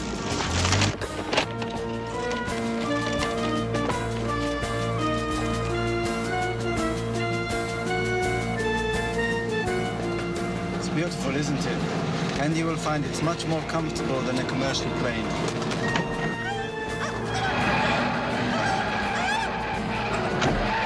Stop! Okay. We have a commitment and you will fulfill it. You will board that plane and you will behave yourself from this moment on. Do you understand?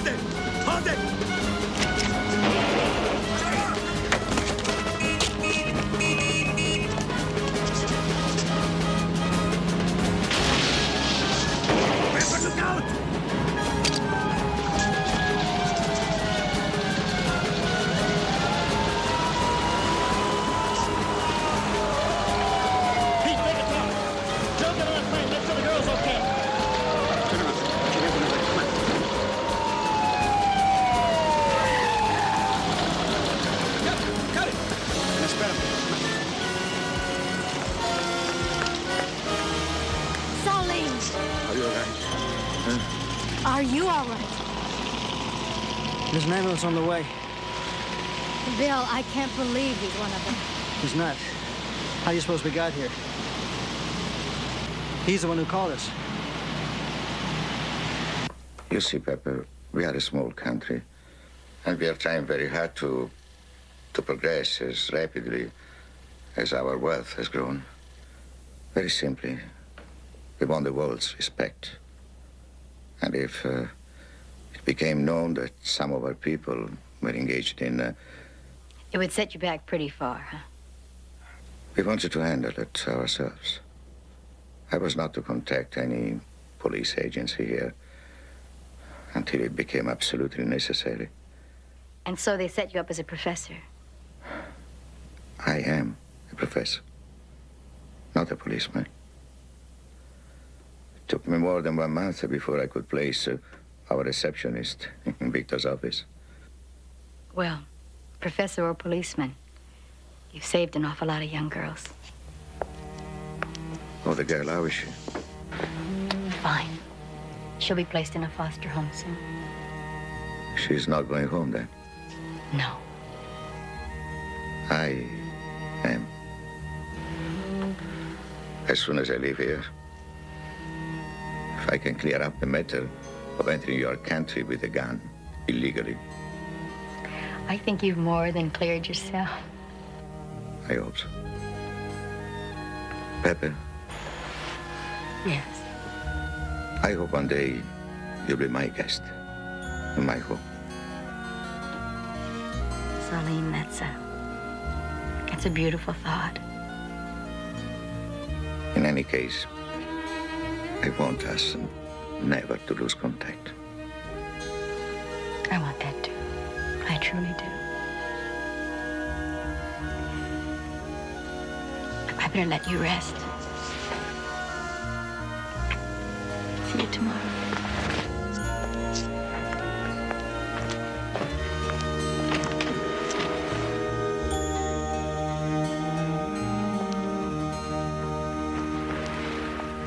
been happening here? You won the raffle. Huh? I was supposed to be the lucky one. And you got it all, Bill. Oh, my. 2 weeks in Hawaii, huh? And I put my life in your hands? Huh. Oh. Yeah. What are you talking about? I didn't buy any raffle tickets. Yes, but Pep bought 5 and she put 1 in your name. And you won. Is that true? Why would you do that? Because, well, for good luck. I love you. What else? Didn't want to make me look cheap, huh? No, you're not cheap. You're very thrifty. You're, Just frugal. yeah. Joe! Frugal. You're frugal.